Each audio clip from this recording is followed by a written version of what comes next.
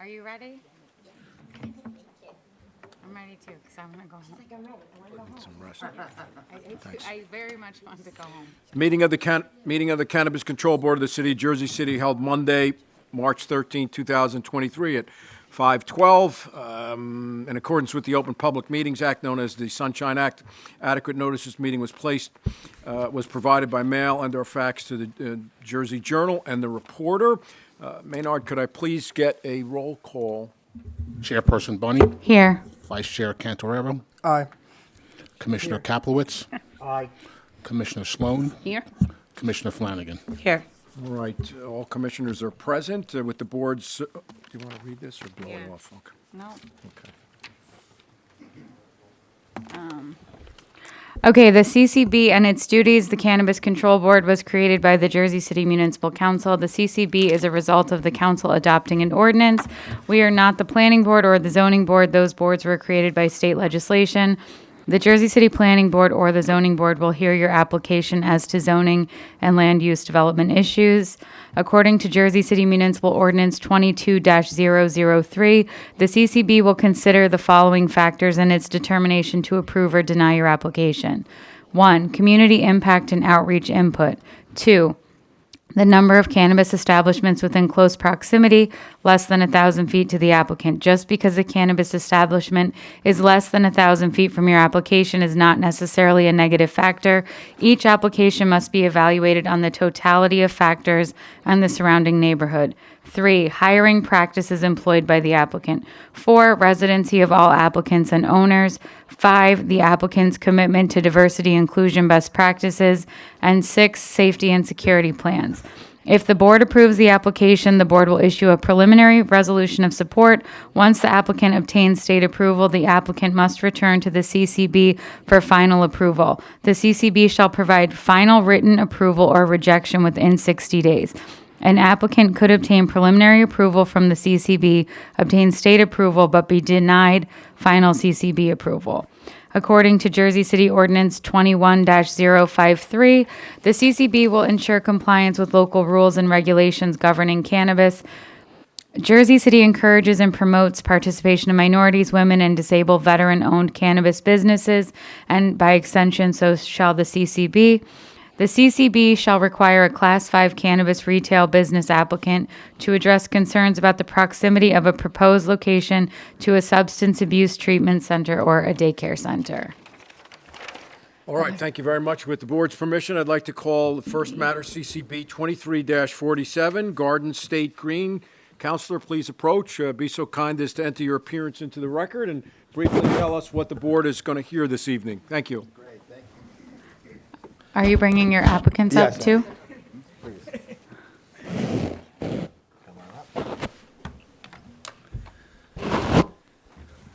Good evening. Thank you for the time. I'd also like to thank the board for your courtesy of carrying us from the last meeting to this meeting. My name is Nevins McCann. I chair the cannabis group at Connell Foley. I'm here this evening on behalf of Garden State Green. We have a number of things to touch on our application with you this evening. First of all, we're going to talk about the store, the owners, the company, the public outreach, and a few other items. The property is located at 120 Tidewater Street. We received our conditional state approval on September the 12th of 2022, and we received our zoning determination letter from the zoning officer on November 23rd of 2022. You're going to hear about the owners, Marissa Zaffron and Kirk Bray. They have deep Jersey roots, both in Jersey City and New Jersey. They have great business experience, from marketing to products and entrepreneurism. The company itself is a woman-owned enterprise. We've entered into several social equity commitments with MOUs with Women Rising, the New Jersey Reentry Program. We have letters of support from the Hudson County One Stop Career Development Center at the Hudson County Schools of Technology Development Center, and we've also sponsored expungement clinics around the state. We've done a good deal of community outreach. We had a call earlier today. We've spoken to the various council people, the neighbors, people in the building and locally. We also had a meeting with Director Shea about our security plan earlier today, which went very well, and we got his support on that. So with that, why don't we start with the owners of the company. I'd like to introduce our first witness, Marissa Zaffron. Would you like to swear her in? Thank you. Please raise your right hand. Do you swear affirm the testimony about to give the truth, the whole truth, and nothing but the truth, so help you God? Yes. Put your hand down. Please state your name, spell your last name slowly, and give us your address. Sure. My legal name is Marissa Zaffron Rapisarda. I actually just moved this week, so the the address you would have is 2109 Broadway, apartment 541. I'm now at 255 West 88th Street, New York, 10024. Got to remember. All right. Thank you for that. Your witness, counselor. Okay, Marissa, would you Yes. tell the board briefly about your background, both where you were born and raised and your connection here to Jersey City and New Jersey? Sure. I'm a Jersey girl, born and bred and raised in Bergen County, but I actually have two sets of cousins who have lived here in downtown Jersey City for many years. And Yes. okay, from a career background, can you just tell the board your career experience so that they know a little bit about you? Sure. Oh, and one other thing. About a year ago, I brought some property in the McGinley Square redevelopment area, so I'm very excited to work on that as well in Jersey City. Educational and career background, please. Educational career background. So I have an MS from Boston University, and God, I've been working for 20 years. I've owned and run companies as an executive. My background spans multiple industries, from entertainment to lifestyle brands, nonprofits, and hospitality. The majority of my career has been focused on business and brand development, marketing, and communications. So I co-owned and ran a public relations, marketing and events agency at quite a young age. During this time, I brought in business, I hired, I managed a team, I worked on financials in tandem with our CFO, and I built an overall brand. When I moved from the West Coast, because I was living in LA after college, and back to the East Coast years ago, I transitioned into hospitality and real estate for over a decade. There, I was vice president of marketing and development for a hotel, restaurant, and real estate company. I oversaw a team, I helped build brands, and a lot more for that company. Shortly before the pandemic, I transitioned to a global marketing agency where I was the managing director and vice president of public relations, once again building business and overseeing teams and brands. And most recently, I left the agency to do some consulting work and eventually had this idea for Garden State Green. While I was consulting, I was really fortunate to do some work in Jersey City, and my love for this city and the people really grew. And so I wrapped that up about a year ago, and I have been working diligently with my partner Kirk on Garden State Green. I think there are so many parallels between building and running a dispensary and that of the hospitality industry, where I spent most of my career in. Both are very focused, excuse me, I'm getting over something, of a level of service and the environment. One of the key aspects. Wait a minute. Where did Stacy go? Are you? She's recusing herself. Okay. Oh, okay. All right, let the record reflect that Commissioner Flanagan has recused herself and left the dais before the presentation started. I'm sorry. Go ahead. No problem. Sorry, I didn't notice. I knew that, but I didn't realize. Sorry. Okay. No problem. So I was just saying that I think there's a lot of parallels between the industries that I've been a part of and running a dispensary. Level of service and environment. One of the key aspects will be the people we hire and the education we provide to both the employees and the customers, similar to the industries I've been a part of for so long. We believe the need for education around the products is crucial. We want to destigmatize the industry as well as make sure not to alienate anyone who walks into our store. Whether you're a novice or an expert, we want you to feel comfortable. It's very important to us. I also think my background in lifestyle brands, prior to hospitality, I worked with beauty brands and fashion brands and all of that. And so some of the items that we will, carry besides, pre-rolls and edibles and all of that, will be CBD beauty products. It will be some fashion items. And the great thing, and you'll hear from my partner Kirk, is all of the local artists and manufacturers that Kirk knows and has been working with in Jersey City for so long, we can work with here locally to create these items that we will then sell at Garden State Green. Great. Thank you, Marissa. And Marissa would be the CEO of Garden State Green, and her partner, Kirk Bray. Kirk, can we get you sworn in? Before you do that, any of the board members have any questions for Marissa? I don't know if we should ask this question now, but Ron brought to my attention, I think you guys have your lease, but you have to get condo association approval. Did you guys do that? Oh, okay. We do. So then this is a non-issue. We have that. I have a quick question, if I might. So I did notice that when you filed for Garden State Green, August 26, 2021, you had several other, I guess, members. You had Ari, yourself, Akeem, and Ronald Boyd. Yes. And then, I guess, 2 months later, all those folks disappeared. Yep. We Parted ways as friends. Streamlined it. We streamlined it. You streamlined it. Yeah. Okay. So Marissa's the majority owner with her partner, Kirk. This women, That's it. You know how it all goes. New York folks, so, okay. So Marissa, I just wanted to Yes. ask, you mentioned your product assortment, Yes. that you all would be selling cannabis CBD products as well. Yes. You can't, you're not allowed. Beauty brands?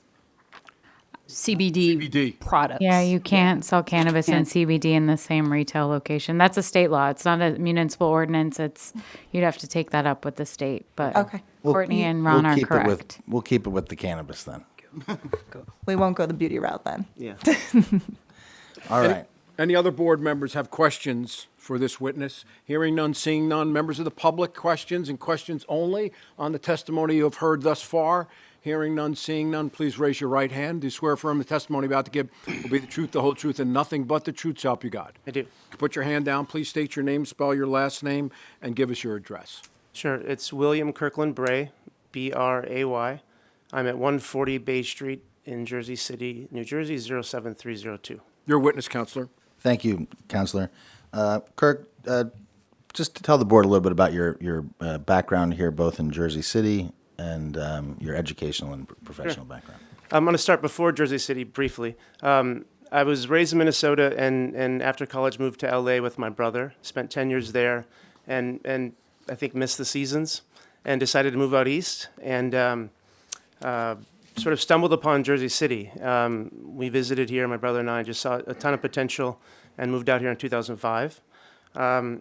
My brother and his then pregnant wife, we moved out from LA and we rented a place on Pine Street in Bergen Lafayette for $1,500 a month. And then I heard about a program that the city was developing for affordable live workspaces for artists. And I qualified and applied and was lucky enough to be chosen in the lottery for a space at 140 Bay Street. And that's where I've been since 2006. And I think without that program, I probably would have been priced out of living in downtown at this point. But Thanks. And tell us a little bit about your entrepreneurial background. sure. So I'm a small business owner. In 1999, my brother and I started a leather goods business called Billy Kirk, and we make bags, belts, and wallets, all in the U.S. and all locally in our studio in Jersey City. So for the last 24 years, I've helped build the brand, and I run the production and lead design for the company and the day-to-day activities.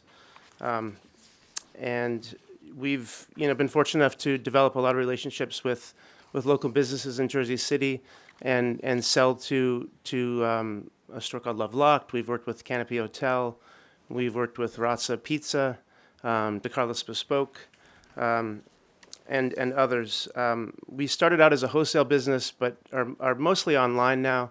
But we did have a store in the city for about 5 years and learned a lot from that experience. We open our studio to the public, so we have a very small retail footprint in our studio. So I think in the last 24 years, I've learned a lot about running a business, and I think that'll really help us with Garden State Green. Great. that's, Questions from board members of Mr. Bray on his testimony?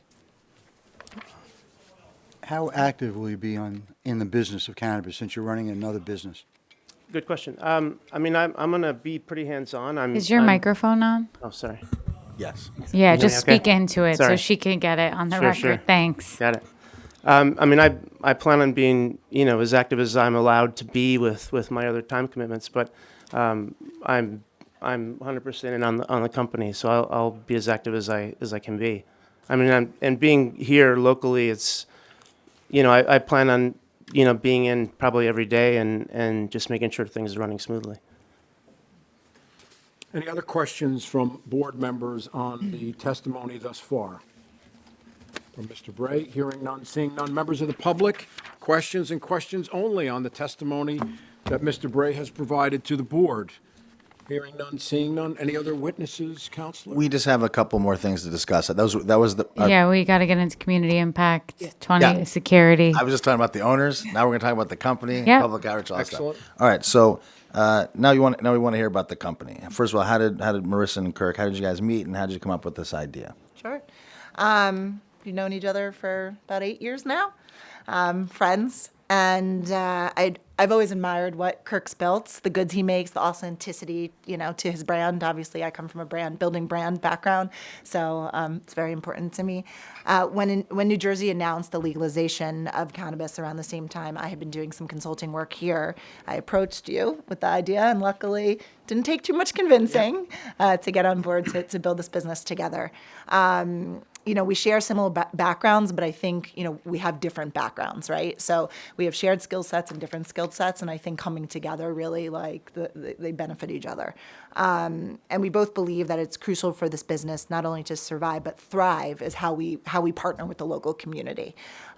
Whether that be partnerships with a variety of nonprofits, cross-marketing promotions with local businesses, selling of goods that are made by Jersey City artisans, or the local residents we plan on hiring, right? To us, those are like the key components of building this well.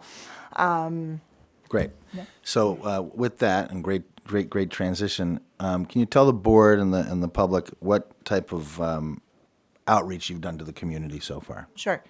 Well, since we signed our lease in Tidewater in January, we've been able to conduct a lot of local outreach. Working in tandem with our landlord, we were able to discuss our proposed business with the tenants of Tidewater. We spoke with a number of the neighborhood businesses, Coco Bakery, Evolve Med Spa, Bayada Home Healthcare, and Dolma, just to name a few of the businesses around there. They're all very excited, for us to join, and I told them about events and partnerships and anything that we can help each other build the businesses, right? And for the economic, good for the city of Jersey City. We have to work together. We've also been able to meet with and speak with Councilman Solomon. We had a call with Rivera's office, and they've both been so extremely helpful. We've also been in contact with Councilman Gilmore's office, and we're in the process of trying to nail down a meeting time.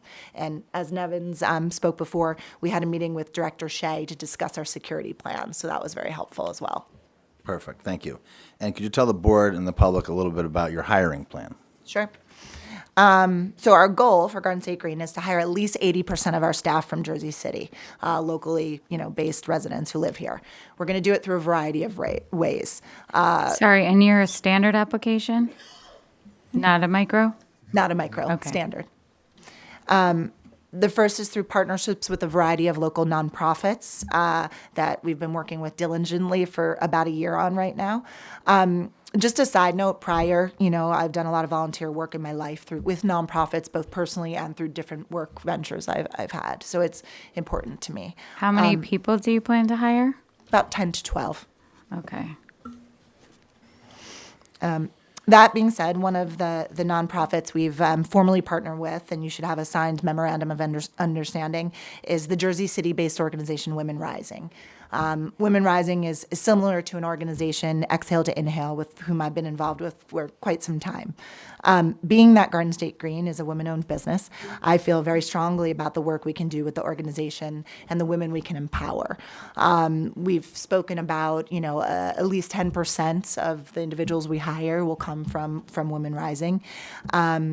And also I've spoken to them about like a mentoring program where I can come in and I can speak a little bit about career development, how I got where I got, important things, any tips I can provide, any mentoring I can do through the organization.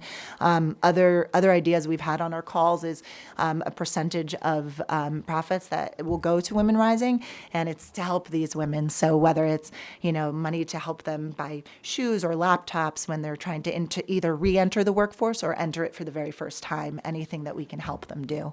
Another partnership we've entered into, and we have a memorandum of understanding as well that you should have in the packet, is the New Jersey Reentry Corporation. With that, similar to Women Rising, with that partnership, we've discussed hiring, at least 10% of our workforce from candidates that through them. We feel it's extremely important to help people looking for a second chance. A meaningful reentry into the workforce is the first step in that endeavor. And we've also pledged a portion of our profits to the New Jersey Reentry Corporation in order to help fund their initiatives. We've also partnered with the Hudson County School of Technology Career Development Center. The main focus of that partnership really is hiring local and career development. And we've tossed around some interesting conversation about maybe the potential for paid internships of students of age. So that's some of the nonprofits we've entered with. Besides that, hiring through these partnerships and more, we also plan on traditional candidate recruitment. So we hope to engage the Jersey City Office of Economic Development. We really hope to hire a diverse staff that is representative of the population of Jersey City.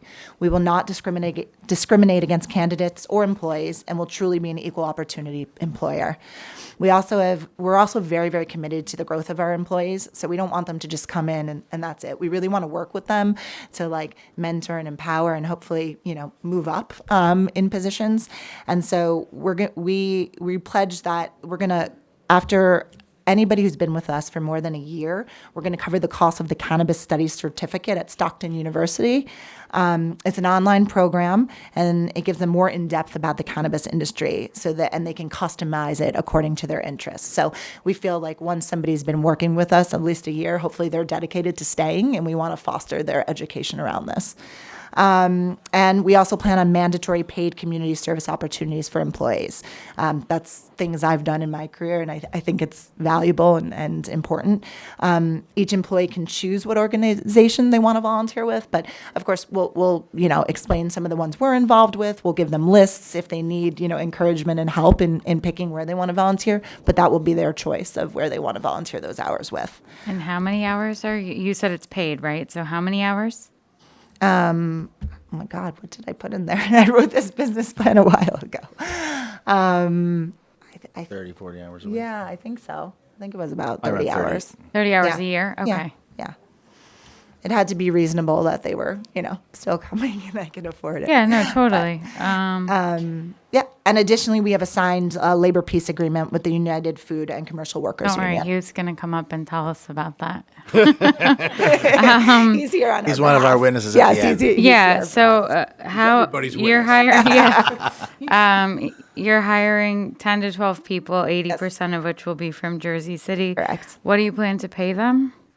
A standard living, wage that's, competent. More competitive than minimum Yes. wage. They want to give Yes. them a good living wage. Yeah, I think living wage. we're working those numbers out. Okay, so more than $15 an hour. Yes. Yes. Actually, I think minimum wage in Jersey City is more than that anyway. Yeah. And are you giving them benefits? After a certain period of time, I believe. Yeah. Yeah.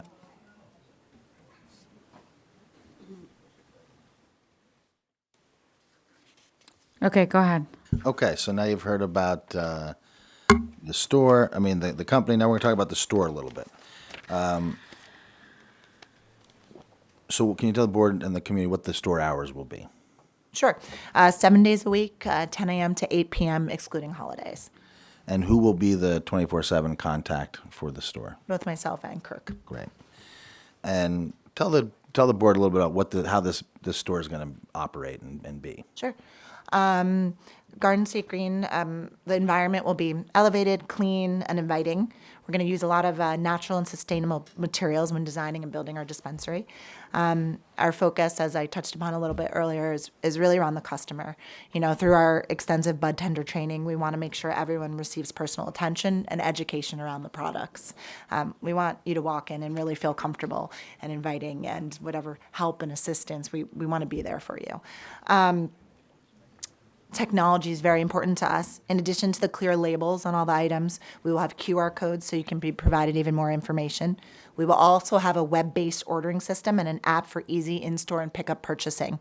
Our store is fairly large, so the first level is dedicated sort of to a vestibule that's easy for check-in and security. So it lends itself to like a very nice flow with that, and also for the pickup purchasing. So it can be very efficient in that sense. And as I touched upon before, we really do believe in social justice. So a lot of the part of the store is going to be dedicated to carrying goods by local minority-owned businesses. Great. And what is your odor mitigation plan? So very exciting. Garden State Green, we contracted with a company called Air Tulip. They are a medical grade filtration and purification system that uses increased carbon filtration. The system provides air transfer rates at least 50% higher than HVAC system demand, meaning these Air Tulip filters are much faster than a traditional system, providing cleaner, odorless air. We're actually going to be the first cannabis company to use Air Tulip. It's traditionally been used in healthcare settings. We also will not have a consumption lounge. Great. Can you explain to the board and the public what your security plan is? Yeah. And be very brief, not too in detail of where things are. We went over it with Director Shea earlier, so just high level it. Okay. High level? Okay. You've already touched on some of it. Yes. Okay. So, and we went over it with Shay. And so, and the only thing Shay said was to make sure that, we go direct if there's any, emergency, that we go direct from our company to 911, right? No middleman, so it's quick. So that was really, and everything else, Shay loved what he heard. So I talked about the large vestibule. We'll have an armed security guard there. We're going to utilize interior and exterior cameras. We'll have the RFID key card access, providing exclusive access into our vault and inventory space. We'll have DEA approved cages. If there's any law enforcement issues, like I said, there'll be a panic button and it will go right to local authority via 911, no middleman. We're going to have a protective film on all the exterior windows to strengthen them against any intentional break-ins. And lastly, and very important to mention, we'll have unarmed local security that will sort of patrol the area to make sure that there's no consumption, which is not legal, in the vicinity, and to look out for any loitering or any suspicious activity. Good. Try to do it high level. That's the high. Go ahead. Yes. The exterior of the building, Yes. it's going to be very discreet. It's not going to have like neon lights outside glaring. Yeah, red light district, flashing women. No, very, very. Yeah, blend in well with the community. Yes. Right. Let me ask you a question. Yes. And I'm starting to ask every applicant this question. Sure. Tell me about the surrounding neighborhood. Tell me what you've found out about it, what you like about it, what issues Yeah. are. And also, since the ordinance is for social justice, Yep. tell me about the areas that need extra help in correcting the social injustice in Jersey City. Yeah. I can answer some, and you can answer some too, being a Jersey City resident. I'd like to hear from you, though. Yeah, no, absolutely. So I think, our area is, I think you're familiar with it, very residential, right? And that was important to us because we want this as a foot traffic, right? It's not some big space with tons of, cars pulling up and stuff. It's really supposed to be a neighborhood place. So we like the area for the residential aspect, the small businesses, and yeah, so I think that to us, that was important to find an area that had foot traffic and that had small other local businesses that we could work with. I think as far as other areas that I would say Bergen Lafayette, I mean, in finding our space, we really did look all over the city. It wasn't as though, we had to be there. It really came down to a lot of like what commercial space was available. And, so I scoured the city and looked through all of the areas. We did want a residential area, but it didn't have to be, where we ended up. We're thrilled with where we end up. We really love the space. But yeah, I think to answer your question, I could see like Bergen Lafayette as one of those areas. Obviously the property abroad in McGinley Square, is a redevelopment area. So I'm familiar a bit with that area. So that's another one.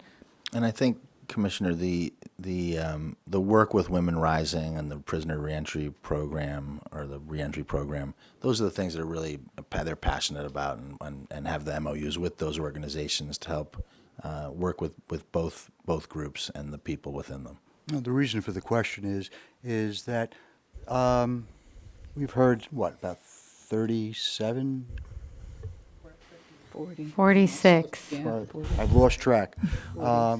I have not. And they don't know their area. Is that what you? Yeah, something, just want to know that people who are coming to Yeah. Jersey City are here for Jersey City, and they're just not plopping down, taking their money and leaving. No, well, Marissa has family that lives in Jersey City. She's a New Jersey resident. Kirk's been living in Jersey City since 2005. So they're very much community oriented, which is nice to see. So tell us a bit more about the organizations of which you have the MOUs with.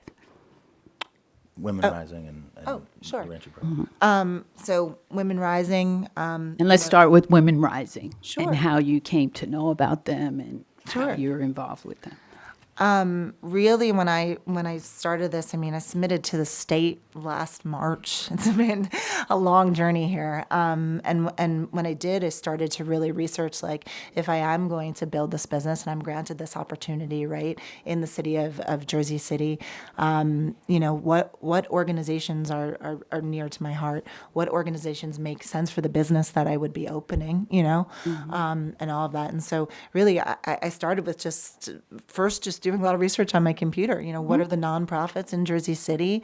What are the elements, about them? What do they believe in? Then, of course, I had conversations with local residents and people I've been doing business with to actually find out too which ones do they believe in, which ones are really legit. Because you can read things, on your computer and it can be different. So I did a variety of things, and then I had multiple conversations with the director of Women Rising. So they told me firsthand more about the organization. I told them more about me. That's what I like, if you could just focus there. Yeah, sure. About Women Rising. Yes, Why and for- Women Rising, and who did you speak with specifically there? Roseanne, Roseanne, and also her counterpart, which I have it in my notes, who both looked over the MOUs and we went back and forth. So like I said, I've been very involved in organization, and actually I have a witness here, from Exhale to Inhale, and that one is about women who have gone through domestic violence, right, and abuse, and theirs is a little different in that what that organization does is it helps these women who've been through this trauma by providing yoga and meditation into shelters and things, for giving them mechanisms to cope with this.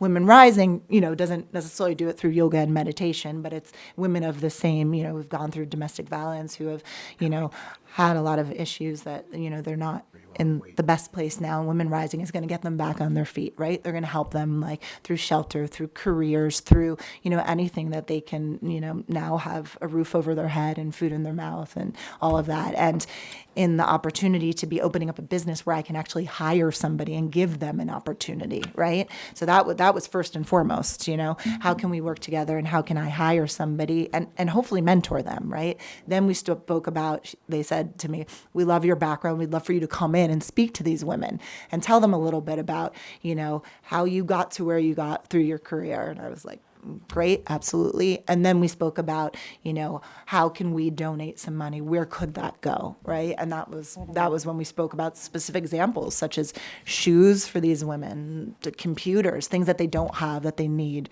to get back on their feet. So, Did you go to the actual organization, to the office? Or I've was been this- trying desperately. We've had all like meetings, like Zoom and calls and stuff, and I don't, but I really want to go to the office. And I actually reached out to Roseanne recently and said, listen, I know we're not open, and this is taking much longer than I hoped to be, but how can I start getting involved, like on the ground right now with you before we're even open? So before I can actually hire, somebody because we're not there yet, how can I participate and help? So. All right. Any other questions or more testimony? Oh, we just have a couple witnesses that we want to bring up. Well, so, any of the board members have any additional questions on the testimony thus far from either witness? Hearing none, seeing none. Members of the public? Questions and questions only, not comments. Please come up to the microphone. This isn't one of your witnesses, is it? No. Okay, great. All right. Just state you don't need to be sworn in. This is question? This is questions and questions only, yeah. The testimony. No, it's not testimony. Just questions and questions only. Just state your name, spell your last name, give us your address. You don't need to be sworn in for questions. Yeah. My name is You got to use the microphone. My I name. don't know if it is working. It's working. It's, Markia, can you help her, please? There you go. Good evening. My name is Mamta Singh, last name Singh. I live at 485 Marin. Do you know if there is any school nearby your dispensary where you are proposing to? And if yes, did you speak to the school for just the, All right, to let's find get the. out? Thank you for that. Let's get the first question answered. There is a school nearby. We got our zoning certificate from the director of zoning saying that we meet the muster. And we Yeah. have reached More than out. 200 It's feet more away. than 200 That's feet correct. away. Correct. And we did reach out to the school to have some conversations, and we haven't been able to connect yet. Anything else to add to that? No.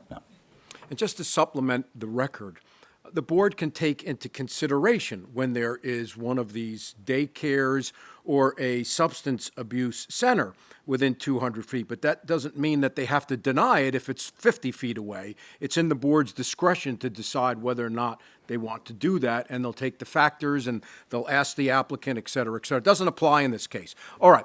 Any other questions and questions only for these witnesses? All right. Hearing none, seeing none. You've got other witnesses, sir? We do. We have 3 more witnesses, character witness types. We have, first up, Hugh Giordano from the Union. Talk about a character. Come on up, Hugh.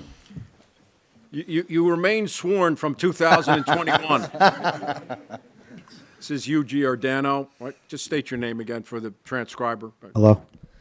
Hugh Giordano, Giordano. I am a representative of the United Food and Commercial Workers Union, and I'm always proud to come up and speak in regards to someone's character of how they're going to treat workers and working class communities. One of the things that I really liked about this group specifically was their business dynamic. It's one thing to say that you're going to start a business. It's another thing to be involved in business and run it efficiently. And the one thing about cannabis is that thinking about the future. The fact that this group is thinking about beauty products and other retail products creates more jobs. That's how we looked at it. Our union represents Strawbridge's, Nordstrom's, Macy's over the past many years. So we understand how much those types of jobs come with true talent, especially salesperson's talent, community engagement, knowing your community and bringing folks back into the business. So that was important to us. The other thing is we want folks that are actually going to be open for long term, create careers. And the fact that we have these folks that have been involved, had small business, and are still open today matters. It matters for the long term of people's families and their well-being. One of the things that was great too was, and the reason when you asked the question, what's the healthcare going to be like? What's the wages going to be? Because we're going to sit down and actually bargain a contract with the working class people here in Jersey City. So we're going to talk about those wages. We're going to talk about those benefits and make sure that they're efficient for the long term of people's well-being here. So it's really important to us that now at this point, in crunch time, it's crunch time because I know that you have your eyes open, your ears open in regards to who do you want to come here in Jersey City at this point. This is a group that I know will be here long term. So the UFCW officially supports this group as always, and I am proud to be a character witness on this group today. Thank you. Thank you, Hugh. Thank you. Thank you. Next witness. Next witness, Maggie LaRocca, who's up here personally to talk about Marissa. Please raise your right hand. Do you swear affirm the testimony about to give the truth, the whole truth, and nothing but the truth, so help you God? I do. You can put your hand down. Please state your name, spell your last name slowly, and give us your address. My name is Maggie LaRocca, L-A-R-O-C. That has to be off. Yeah. Try that again. My name is Maggie LaRocca. Giordano broke it. That's right. Pardon. My name is Maggie LaRocca, L-A-R-O-C-C-A. My address is 5 Roosevelt Avenue, Pennington, New Jersey. What would you like to tell the board? Today, I'm here to provide support for Marissa Zaffron. I'm very grateful for the opportunity to do so. I've known Marissa for 21 years. We first met while working together in Los Angeles at an entertainment agency. My first job after college, and as a first-generation college student from a working-class family, Marissa hired me to support her work on an international talent desk. While finding my way in a new environment, Marissa's support as a peer was critical to me. She was and is a role model on displaying professionalism and leadership. From 2002, our friendship has been built on trust, kindness, and respect. Marissa and I both ended up transitioning from LA to the East Coast to pursue deeper, more fulfilling careers. We have supported one another through many milestones. Marissa is a born entrepreneur with a deep dedication to giving back to others. Throughout Marissa's career as a public relations professional, hospitality executive, and startup leader, I have seen her display incredible decision-making, well thought out and responsible displays of business acumen, and the ability to make decisions that take her surrounding environment in consideration. Currently, I'm the executive director of a nonprofit supporting survivors of sexual and domestic violence, and Marissa once again stepped up to support me and uplift what is often a difficult and challenging obstacle to discuss. She's been an advocate for uplifting women by extending our mission to her network, weighing in on strategic decisions, giving her experience in business marketing and PR, and sponsoring and showing up and being an active participant in our community. Marissa cares deeply about those around her while being an active member and participant in any group or community that she's involved in.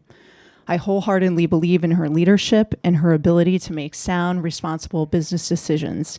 Thank you so much for the opportunity to share my support. Thank you. Thank you. And our last witness is Anthony D'Elia to speak personally about Kirk. Would you please raise your right hand? Do you swear affirm the testimony about to give the truth, the whole truth, and nothing but the truth, so help you God? I do. that's It probably- sounded like it was on, and now it's There you go. okay. I do. There you go. Anthony Delia, D-E-L-I-A. My address is 297 Montgomery Street, downtown Jersey City. What would you like to tell the board? I moved to Jersey City in 2000. I grew up down the Jersey Shore, went to Seton Hall, came here very shortly after college, and I've been here since. I'm an advocate for Jersey City. I love it here. I've brought a lot of people out here for the first time. Friends have moved out here. I worked very closely with Kirk at Billy Kirk, but I had met him 10 or so years prior through the art community in Jersey City, which he is a very active member of. He shows his work. He's part of group shows. Very talented artist. Really got to know him closely when I started working at Billy Kirk as the head of operations. I kind of started volunteering there, filling space in between jobs, and know him very well. He's an incredibly thoughtful, kind, hardworking, loyal individual. One of the cool things we do at Billy Kirk is workshops with the community where people can come in and learn how to stitch wallets and stuff like that. So creative ideas that are engaging and thoughtful and involve the community as a priority. And that's most of what I have to say. I could tell you more about myself and my passion for Jersey City. I'm a property owner. I pick up garbage off the street when I see it. Can somebody just open the door for her, please? I'm a runner, a meditator, and I care for my friends and family and my community very much. So I appreciate the opportunity to speak with you this evening. Thanks, Anthony. Thank you. That concludes our testimony this evening, and we hope our application is well received. All right, thank you. Thank Any you. other questions from the board before I open it up to the public for comments? All right, hearing none, seeing none. All right, this Courtney is, just said she wants to ask just something. I'm sorry, I One didn't hear. question. So can you all talk, I read in your information about an expungement clinic. I think that you all participated in. Yeah.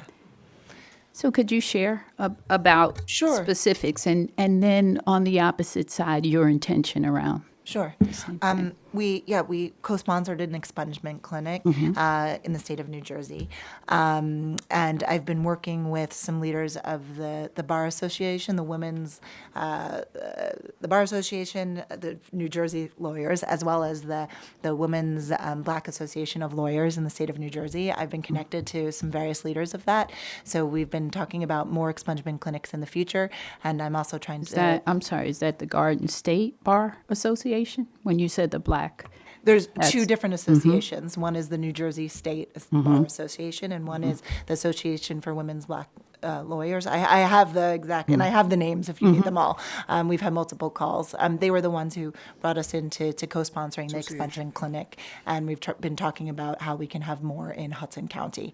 And also one of the initiatives of the New Jersey Reentry Corporation is expungement clinics. So part of our involvement with them is being involved however we can in those expungement clinics as well. So can you talk about that experience? Like, you sponsored it. Were you actually Yes. there? Or? No, unfortunately not. I was traveling at the moment that it was happening. We ended up being connected probably about a few weeks earlier, where we were starting to talk about in the future. This is the business that I'm hoping to open. How can we work together? As I build this business, and how can we have these expungement clinics in Hudson County? And they said, actually, we have one coming up. Can you? I said, I'm so sorry I can't attend, but we would love to co-sponsor it. So is this your intention with your business once you guys get open? Or? Absolutely. And figuring out obviously how we can do it locally, not, in the state of New Jersey, but really locally in Jersey City and Hudson County. Yeah, and with the reentry program, that's a good place to start. Okay. Anything else? Yep. Thanks. All right, this is the public portion. You're limited to 3 minutes to give testimony either for or against the application. You'll be sworn in. Anyone? Hearing none, seeing none, will come on up. Welcome, sir. Please raise your right hand. Do you swear affirm the testimony about to give you the truth, the whole truth, and nothing but the truth, so help you God? Yes. Okay. I don't know if that's on, but please state your name, spell your last name, and give us your address. And if somebody could keep that door open, if it's possible, maybe you just push it. Thank you very much. Ben Torrey, Give me 25 one- Hudson Street, Jersey City, New Jersey. Last name is spelled Torrei. We have a door. All right, sir. What would you like to tell the board? It's actually a question for the board, not so much a testimony about the application. All but I right, so wasn't sure when typically to- the board doesn't have to respond to questions, but go ahead. Yeah. If you see appropriate. I guess my question is the definition. I've read the ordinance now more than once, and my question is, what does the community outreach entail? What do the applications actually have to do to inform the community about So telling that they're coming? there's no notice requirement in the Jersey City Municipal Ordinance. If you want that requirement, you'd have to go talk to the council. No, understood. I just want to confirm it doesn't exist, but There is no notice requirement. They just have to reach out to businesses in their neighborhood. I mean, they said they met with the condo association in which their building is, and they spoke to neighbors. That there is no specific requirement. So you're supposed to, if there's a neighborhood association, ideally you would meet with the neighborhood association, the local businesses, Any nonprofits, any schools. but it is not required. Understood. So they don't have to notice anyone, basically. They if only don't have to want notice before they go in front of the planning board. Okay. And then my second question, if you don't mind, has to do with the process. So once they get approved here, they go to the state, they get that approval, they come back here. No. No. Okay. They can apply to the state before they come here. You don't have to have a physical location to apply to the state of New Jersey to get a conditional license. Then you have to come to this board, then you go to the planning board, and then you go in front of the Jersey City Municipal Council. Then conceivably sometime between this board, the planning board, and the city council, you get your state approval. Once you get all of the things from the city, you go to convert for an annual license. Once you've received your annual license, you would come back here for final approval. And just to add, we don't vote yes or no on this application. We make a recommendation to the council, who then passes a resolution that goes to the state. Got it. Got it. Got it. Or And for they them don't. Or they don't. Thank you for Right. explaining this, because I've genuinely tried multiple times to understand from the planning board and, the head of planning how it works, and no one was able to give me a great answer. So Planning is dealing with the physical aspect of the property got it. and Got the it. state laws of the land use law. Just to confirm I understood it correctly, so it's here, planning board, and then the city council, and the state happens. If behind it's the a scene. no here, it stops. It Right. doesn't advance to the planning board. It doesn't advance to the council. Understood. If it's a yes, then yes, it goes from here to the city to the planning board, and once they have both approvals, then the city council will hear it. Understood. That was all the questions I had. Thank you so much. All right. Does anyone have any testimony? Testimony on either for or against this app? Feel free to call me. Testimony on for or against this application. Going once, going twice. We close that public portion of the meeting and return the discussion back to the dais. I would like to make a motion to approve. I think this is in a part of the city where it's not Central Avenue or Newark Avenue. It is Ward F, where there has been some concern about lack of cannabis dispensaries. I want a second. Roll call. Chairperson Bunny, Yes. Vice Chair Cantorero, Aye. Commissioner Kaplowitz, Good application. I wish you all the success. I vote aye. Thank you. Commissioner Sloan, I'm sorry. Jumping the gun here. I'm sorry, Yes. Courtney. Motion carries. Congratulations. Best of luck. Thank you so much. Thank you so much. All right. I am going to recuse myself from the next application, but I'm sorry. Where is Alnardo? Alnardo Webster? I'm going to run to the restroom. Okay, and then just as a courtesy, please let Commissioner O'Day speak first. Which application is He, on this one? which one are Bill, you which- here for, Commissioner? Which application are you for? He's got to think. Can XA Group, I believe. Communicore, I bet? No. I believe Bill. it's Can X. I believe it's Can Bill. XA Group LLC. You're on which one? 3 and 4. 3 and Okay. 4? All right, I'll be back for those. If you were here for 2, I wanted them to let you speak first, because I'm leaving the room. Good Welcome, evening. Counselor. This is, so that the record is clear, this is CCB 23-54 Harbor City Outreach. Your appearance for the record and your Yes. request for an adjournment. I'm not asking requesting adjournment. We actually are having the lease signed now, and I'll have it for you probably by the time we're ready to go. So, Larda Webster, cream of the pot. I'm not now asking for an adjournment. We thought we were going to because we couldn't get the lease signed, but we will have the lease signed hopefully in the next half an hour. So I look forward to seeing you guys in a couple minutes. So my mistake, I said No, that no, this no. was... It's cream of the pot. So, Number 3. Yeah, 50 General Square. but we're not going to be able to see the lease, because How is the board going to be able to see the lease? I'm going to print it out and give it to you. He's got a printer in his back pocket. so- I'm from Jersey City. I know You're how- nothing I if can get a not couple- resourceful. I can get a couple things printed. It's obviously up to the board as to how they want to handle an application that has an LOI, not an executed lease. Well, I have an executed lease. I'll have it in about half an hour.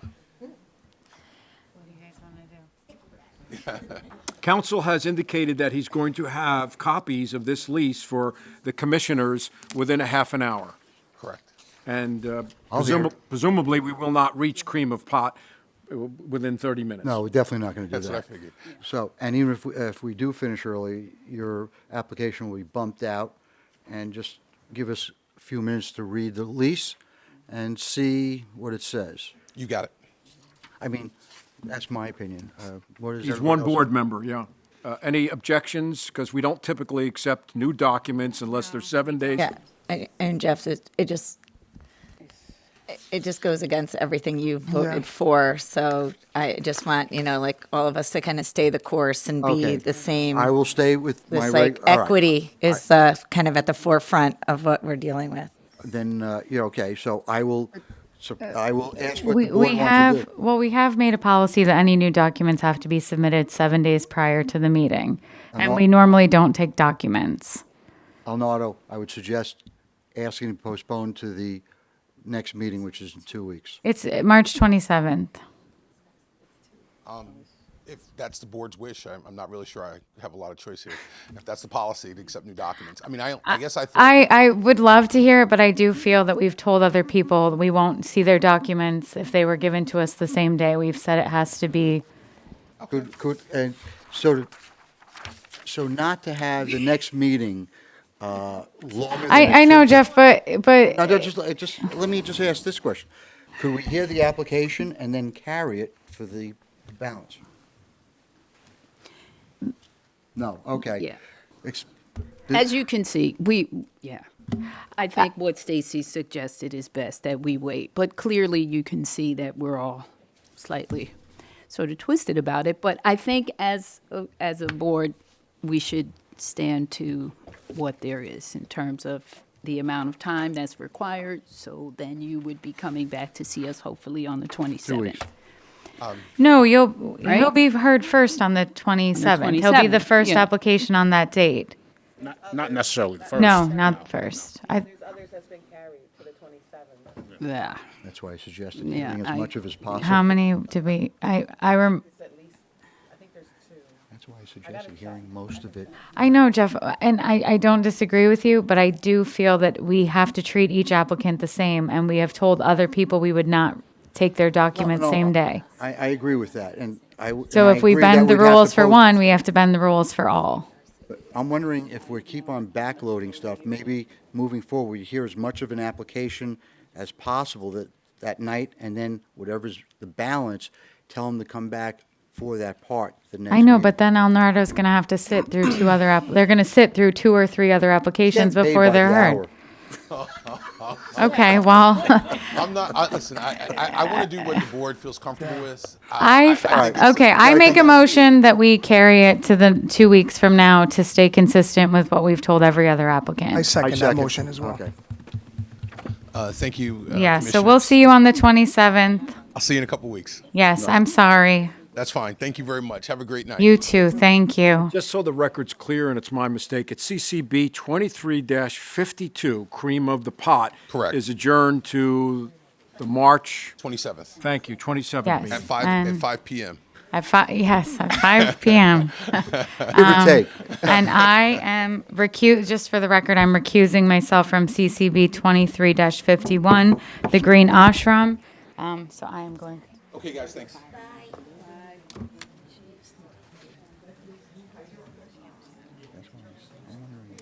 Not really, it just causes more problems, and we didn't do that for other applicants, so it's just not fair. All right. We booted them, and we want continuity. Yeah, you're right. You really can remember what, if you're counting. All right, thank you. All right, right, so so- Acting Chair We're going to move Canaro, along with the next applicant. right? If CCB 23-51, the Green Ashram, all right, please make yourself comfortable, and counsel, when you get situated, please enter your appearance into the record, and then you'll briefly tell us what this have a seat. You'll briefly tell us what this application is all about.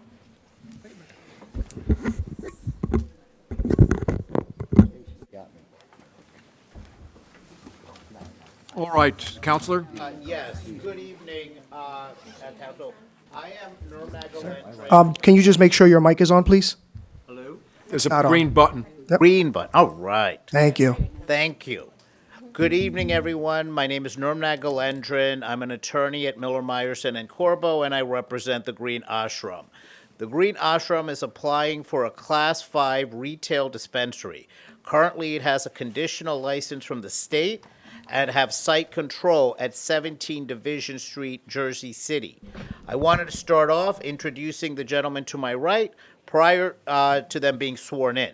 To my immediate right is Gurpreet Gill, who is an attorney who will be doing a lot of the speaking tonight, and he is the 1/3 owner of the Green Ashram, and we'll be discussing the procedural steps, the background of each individual owner, the community neighborhood outreach, and we'll also touch base on the security plan, the expungement plan, the hiring practices, and the parking concerns. and whatever parking concerns. Next to him is Jaskaran Singh, who is also a one-third owner of the Green Ashram and will be presenting on the community impact plan and the Green Ashram's community outreach efforts. To the right of him, the far right, is Harmail Singh. Mr. Harmail Singh is a one-third owner as well. He is a New Jersey resident. Mr. Singh's English is limited, but he will be addressing the board with a statement at the end of the presentation. So if I could please have... Thank you. Please raise your right hand. Do you swear or affirm the testimony about to give you the truth, the whole truth, and nothing but the truth? So Yes, help you sir. God. All right. Interesting question. Thank you. I'm sorry. What was your name again? Nurm Nagulendran. All right. So we've got some McFerrin law from the state of Washington, and of course you need to be a New Jersey bar. You are, of course, admitted to the New Jersey. I've been practicing in Jersey City for 23 years. So for whatever reason, they thought he was going to be the What's that? attorney, Okay. and he can't be the attorney. So, okay, All right. I'm going to simply cross this out. All right, that takes care of that. Did I swear you in? Yes, sir. All right, please state your name, spell your last name, and give us your address. My name is Gurpreet Gill. Last name is Gill. I reside at 10509 Southeast Kent, Washington, 98031. Prior to starting, I would like to address that attorney mishap letter. We didn't retain an attorney because I'm an attorney practicing, so we prepared our application ourselves, and I was going to present here to the board. And we were notified that we needed a licensed Jersey attorney. And we were thankful for Nirmalman to come in and step in for us.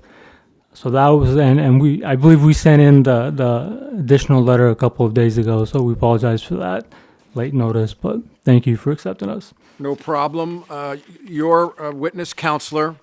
Okay, could you give us a brief background, sir, about yourself and how it applies to your application here? Yeah, absolutely. Before I jump in, I wanted to go over the process a little bit, and then I'll go ahead and talk about my background, Mr. Jaskaran Singh's background, and Mr. Harmail Singh's background as well.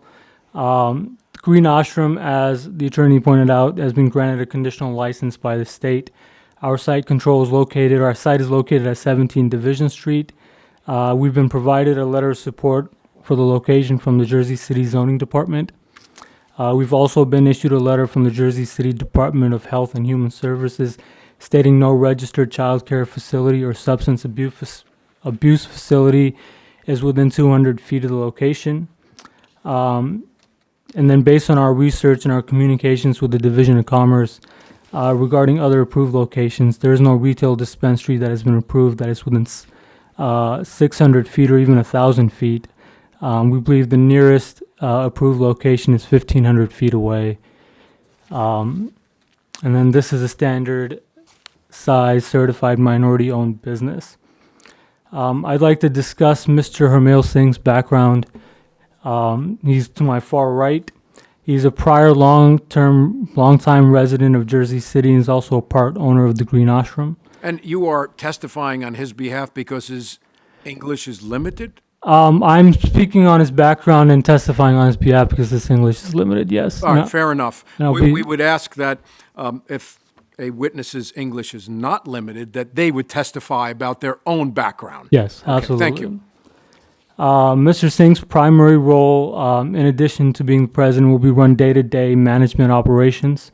A little bit about Mr. Singh's background. He immigrated to the United States in 1992.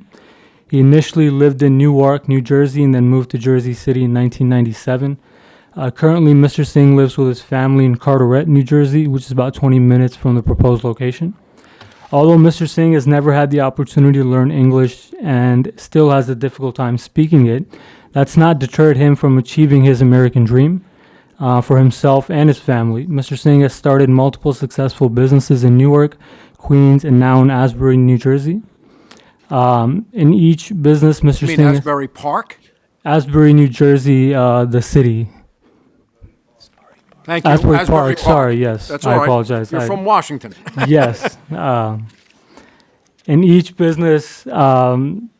Mr. Singh has started, he's given back to the community and encouraged growth among his employees, most of them who have now started their own business with his help. Mr. Singh is a pillar among the Punjabi Sikh community here in northern New Jersey, aiding numerous Sikh families in making the transition from Punjab into the United States, specifically into the New Jersey region. Throughout his quarter century of living in New Jersey, Mr. Singh has been involved in many local communities, most of which have been centered around his Sikh faith and his basic ideology of langar, which means to serve everyone that needs food, has enough to eat. That's why Mr. Singh became a member of Let's Share a Meal, which is a Jersey City nonprofit organization that provides hot meals for people in need. The Let's Share a Meal is a Sikh-based organization operated from Nanak Nam Jahaj Gurdwara, a Sikh temple in Jersey City. It's run by volunteers that has served over 20,000 hot meals yearly since 2012. It's also now involved in some international aid work and has partnered with organizations assisting with the war effort in Ukraine. Mr. Singh and his family have been involved with this organization for many years and have provided thousands of hot meals to families in need during the COVID pandemic in and around Jersey City and northern New Jersey. Mr. Singh has also been involved in setting up wrestling-style tournaments in Jersey City and Carteret for numerous years. Essentially, they're called Kabaddi tournaments. Kabaddi is an ancient style of wrestling in northern Punjab. He's an active member of the New Jersey Sports and Cultural Association and the Carteret Sports Club, and has helped set up Kabaddi tournaments prior to the pandemic. This year will be the first year since the pandemic that another Kabaddi tournament will take place in New Jersey. Mr. Singh and his family have been instrumental in garnering support, either financially or through volunteers to make sure it happens. Mr. Singh's involvement in youth sports is what sparked the idea for the Green Ashram to partner with youth parks for kids to have a clean and safe space to play. Jaskarn will be touching more about the Green Ashram's involvement with the New Jersey Parks Coalition. Additionally, because of Mr. Singh's business experience and acumen, we felt it would be best that Mr. Singh oversee day-to-day operations at the Green Ashram. I'd like to touch a little bit about my background.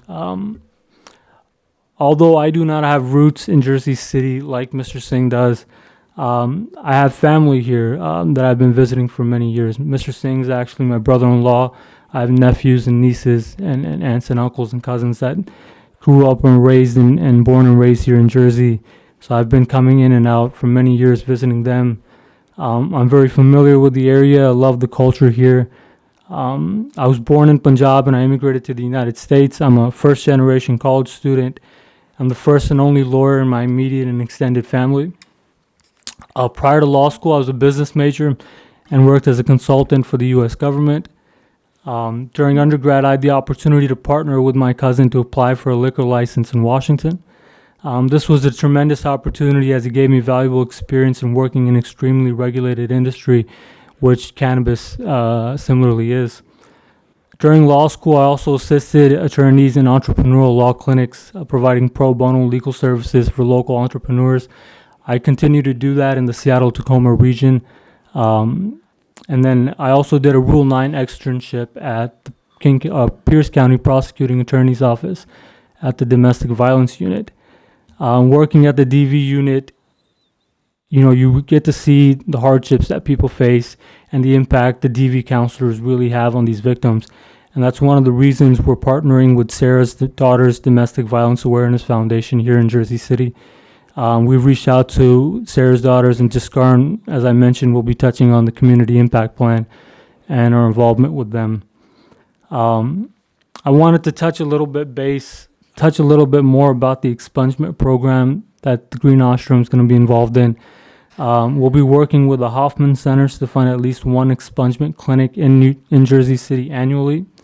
We've had the pleasure and the opportunity to meet with Mr. Hoffman and discuss this program and how the Green Ashram can be of assistance. Mr. Hoffman alluded to a partnership where the Green Ashram would fund his travel and pay for his time to come up to Jersey City to host an expungement clinic. Currently, the Green Ashram and the Hoffman Centers are working toward entering into an Emerald partnership. Our plan moving forward is to work our way up to a Gold membership. where our funding will allow Mr. Hoffman to come up to Jersey City and host 2 expungement clinics annually. Additionally, I'm in the process of obtaining my license to practice in New Jersey. New Jersey and Washington are both part of the UBE, which is the Uniform Bar Exam. Once I'm able to practice in Jersey, my goal is to volunteer with the Hoffman Centers and provide assistance to Mr. Hoffman, as it's difficult for him to move up and down the state here in Jersey City with expungements and clinics here. I also wanted to touch a little bit about the Green Ashram's employment and hiring practices. The company's workforce development plan goals are to increase employment in the community and neighborhood, develop job skills, address inequality in employment and in the region. The plan includes training, recruiting, and retention strategies to hire and retain employees from socioeconomically disadvantaged communities and backgrounds. The Green Ashram will partner with 2 organizations to meet this goal: the Office of Diversity and Inclusion here in Jersey City and the New Jersey Department of Labor and Workforce Development. We've had the pleasure to meet and speak with Dr. Floyd Jeter this past week about the great work he and his entire team have done to help bring minorities into the forefront for workplace employment in Jersey City. Specifically, Dr. Jeter and his team have set up 2 cannabis-related job fairs, one in October 2022 and the other earlier this month. With over 300 candidates that applied, we think the Green Ashram will have more than a great pool of candidates to interview and select from. The Green Ashram looks forward to partnering with and being part of the next job fair hosted by the Office of Diversity and Inclusion. Our team has also had the opportunity to speak with Hector Elba, the representative for the Department of Labor Small Business Division. During a conversation with Mr. Elba, he mentioned the New Jersey Division of Vocational Rehabilitation Services program, which brings to forefront hiring opportunities for qualified job candidates with physical, mental, cognitive, or other forms of disability. He also mentioned that this program has candidates who have had prior marijuana convictions. Although we intend to give preference to Jersey City residents, we also plan to partner with the New Jersey Department of Labor and Workforce Development to meet our hiring needs. Our goal is initially to hire 8 to 10 diverse minority employees. We wanted the number of employees is subject to change given our hours of operation, which we are willing. Although we have a base idea of our hours of operation from being 10 a.m. to 10 p.m. We have left that open because we also want to work with the community to see if they have any input or suggestions on when and whether we need to change that or move some hours around. Currently, we expect to retain 2 full-time security guards, one of them who will be a security manager, 1 manager to run the store, 1 assistant manager to assist, 2 full-time employees, and 2 to 4 part-time employees. Mr. Hamil Singh, with his experience in running grocery stores and convenience stores, we expect him to see and oversee the day-to-day inventory and the day-to-day operations, and we believe with his experience he has more than an adequate ability to do so. Touching a little bit on starting salaries, we wanted to make sure that the employees we hire have a living wage. The 2 security guards, we expect to start salaries at $40,000 to $45,000 per year, same as to the manager. The assistant manager at $40,000. The full-time employees anywhere between $16 to $20 based on experience, and then part-time employees at $15 an hour. Along with health benefits, we will have an employee incentive plan where we offer a yearly scholarship to Minority Cannabis Academy's 8-week educational program to further assist with employee career development in the industry. If the employee does not want to pursue a career in cannabis, we will also work with the employee to create a tailored scholarship plan for any college or degree or other vocational training that they may choose or would like to pursue. Next, I'd like to touch a little bit about the security plan. Again, a 24-hour point of contact will be Hamil Singh. He lives about 20 minutes from the location, is familiar with the location, and shouldn't take too long to get there if need be. In the near future, we plan on just Karan Singh moving here to Jersey City as well. He has connections to local businesses here, which we'll be talking about during his background. The Green Ashram will hire one security manager, as I mentioned earlier, who's well trained, has over 5 years of experience to monitor the entrance of the dispensary. The security manager will be the initial checkpoint for all customers prior to entering. Second ID check will take place by the bud tenders prior to the customer paying for the product. We will also hire a second full-time security guard that will be roaming the inside perimeter of the store. The Green Ashram will work with the Jersey City Police Department on further security recommendations, including potential armed security guards roaming the outside perimeter of the store. We have reached out to the Jersey City Police Department, and we've visited One Journal Square Plaza, and they've confirmed receipt of our request and notified us that they will be in touch regarding next steps. If the Jersey City PD recommends that we retain a third-party security firm, we've been in contact with two top-line security firms who specialize in the cannabis industry, Cannabis Security Experts and Sapphire Risk Advisory, and we'll be more than happy to bring them on board and assist with our security needs as recommended by the police department. Initially, we'll have a security alarm system and a digital surveillance system that will monitor the location 24 hours a day and 7 days a week.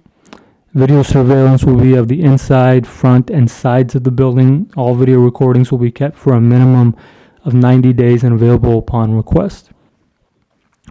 All finished cannabis items will be stored in a locked climate-controlled vault or storage room located in a restricted access area and only accessible to the security manager and the manager on site and the 3 individual owners.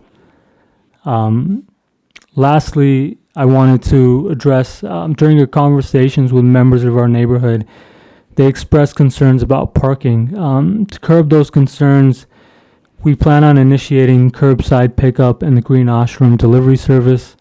The curbside pickup will notify customers who ordered online, and we'll have a designated spot so they can come in, pick up their order, and leave, so there's not an extended amount of waiting time. There will be security measures in place regarding ID checks prior to the product being handed out. For customers using the Green Ashram delivery service, customers can place an order online and have them delivered within a 2-mile radius. If the customer is outside the 2-mile radius, we plan on partnering with another cannabis delivery service to service those orders. Additionally, to curb any concerns about long wait lines, the Green Ashram will have a number system in place. We will have only a limited number of individuals in the store. This official max number will be will be determined after a final walkthrough by the fire department. But the remaining customers will be given numbers, and every time an individual exits, the waiting customers will be notified via text that they are next in line and now can enter the store. Although we plan on limiting lines outside the dispensary so there's no disruption, there's also an exclusive ramp to the entrance that can hold a queue of 10 to 15 people, so that won't disturb the pedestrians walking on the sidewalk. Initially, we don't, with the excitement, in the first couple of months of opening, we'll expect some longer lines, but once things settle down, I think everything will go back into normal, and we'll start these plans getting kicked into action. That's all I have at the moment, and then Jaskaran will touch a little bit about his background, the community impact plan, and then the community outreach that we've done. Thank you, Mr. Gill. That was quite extensive. Questions from the board? You want to go first? Okay, so my recommendation is that you limit the people standing outside to no more than 4. Right. Yeah. So, as long as, and I agree with you, I've made this recommendation to other cannabis dispensaries. Telephone, texting is the best way to do it. Yeah, absolutely, and that's our goal, and that's why we initiated the line waiting system, similar to like restaurants have, where they'll send you a text when you're next in line. Right, but even on the ramp, I wouldn't go more than 4 people. Okay, will do. Right. Thank you. In your business plan, Yeah. you talked about operating a cultivation farm. Is that in Washington? Yeah, we initially had started, so when we were drafting the business plan and submitting it to the state, we were planning, actually in the process of purchasing a cultivation farm in Washington State up in Bellingham near the Canadian border. But that deal ended up not going through. But we have experience working at a cultivation farm, which we've done for a couple months in preparation to purchase that farm. Eventually, I think one day our goal is to hopefully open a cultivation farm here in Jersey as well. But, it's further down the road. Well, you can go vertical now, so. yeah. Yes, but I think with, You can't buy from a cultivator out of New Jersey. Right, correct. I'm assuming in your business plan, you talked about a location, 305 West Side Avenue. Was that a previous location? That didn't Yeah, work out? we had looked at a lot of other locations prior to coming into this one. And then we had also reviewed some of your guys' presentations and how Newark Avenue was getting filled up, and West Side was getting filled up.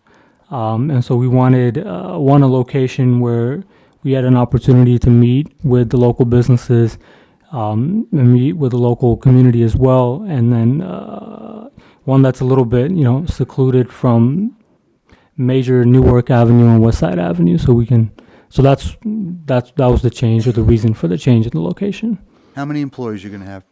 We plan on hiring 8 to 10. And I think you said in your testimony they're going to be what income? I mean, hourly wage. Yeah, so the full-time employees anywhere from $16 to $20 an hour based on experience. The part-time from $15 an hour. The manager is going to start at $45,000 a year, and the assistant manager at $40,000 a year. In your business plan, you also said there's an ownership of a liquor store. Is that in Jersey City, New Jersey? No, I was a partner in a liquor store in Washington, so I had some experience in a regulated industry. So I have, although it's not a cannabis experience directly, but it was highly regulated, similar to this. It's all green. Yeah.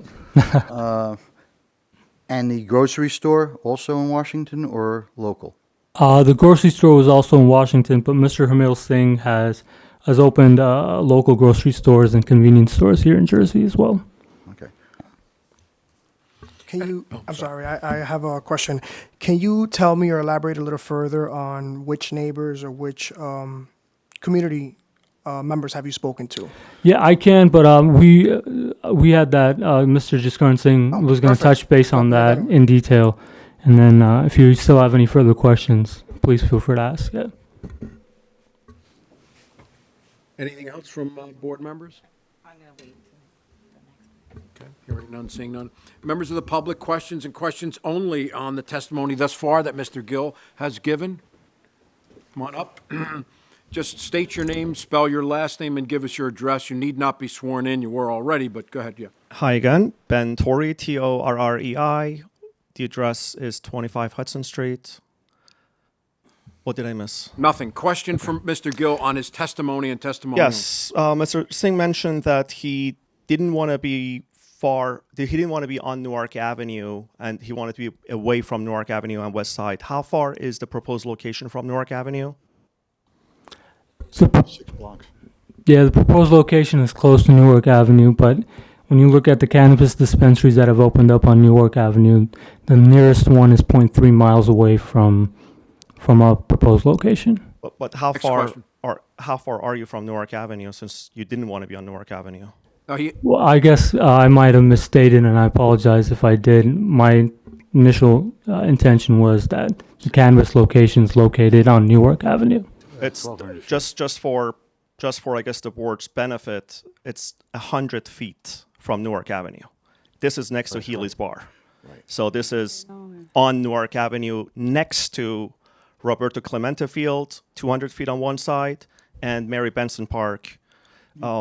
Just since we're talking about the neighborhood. So questions only, right? This is questions This is a question. for the This test. is a question. Yes. So That's are you the questioning applicant. us, the board No, members, if we absolutely know not. where this location is, Ben? Is that what you're doing? Absolutely not. But Okay, I just want to honestly, get it clear. So the other question is, do we know? Does the applicant know what's in the park? All right, so he didn't testify to the park, but the question, if you can answer it, if you can't, just say you can't. Do you know what's in the park? I'm not sure I understand that. I'm not sure I understand the question either. We are aware of the two parks. located near the property. We've reached out to the Jersey City Parks Coalition regarding those two parks. They're both involved in our community impact plan. So if you can, I guess, wait to hear just Karen's testimony regarding that, I'm sure that will address a lot of your questions. I'm good for now. Any other questions? Oh, That's it. Thank you. All right, anyone else have questions? Questions only on the testimony given thus far from Mr. Gill? Hearing none. Is he on this application? Bill, are you on this application? I just have a question now based on the testimony. So my question was, I know they referenced. The transcriber's trying to figure out who you are. Oh, I'm We sorry. know, but. Bill O'Day, 51 Williams Avenue, Jersey City, New Jersey.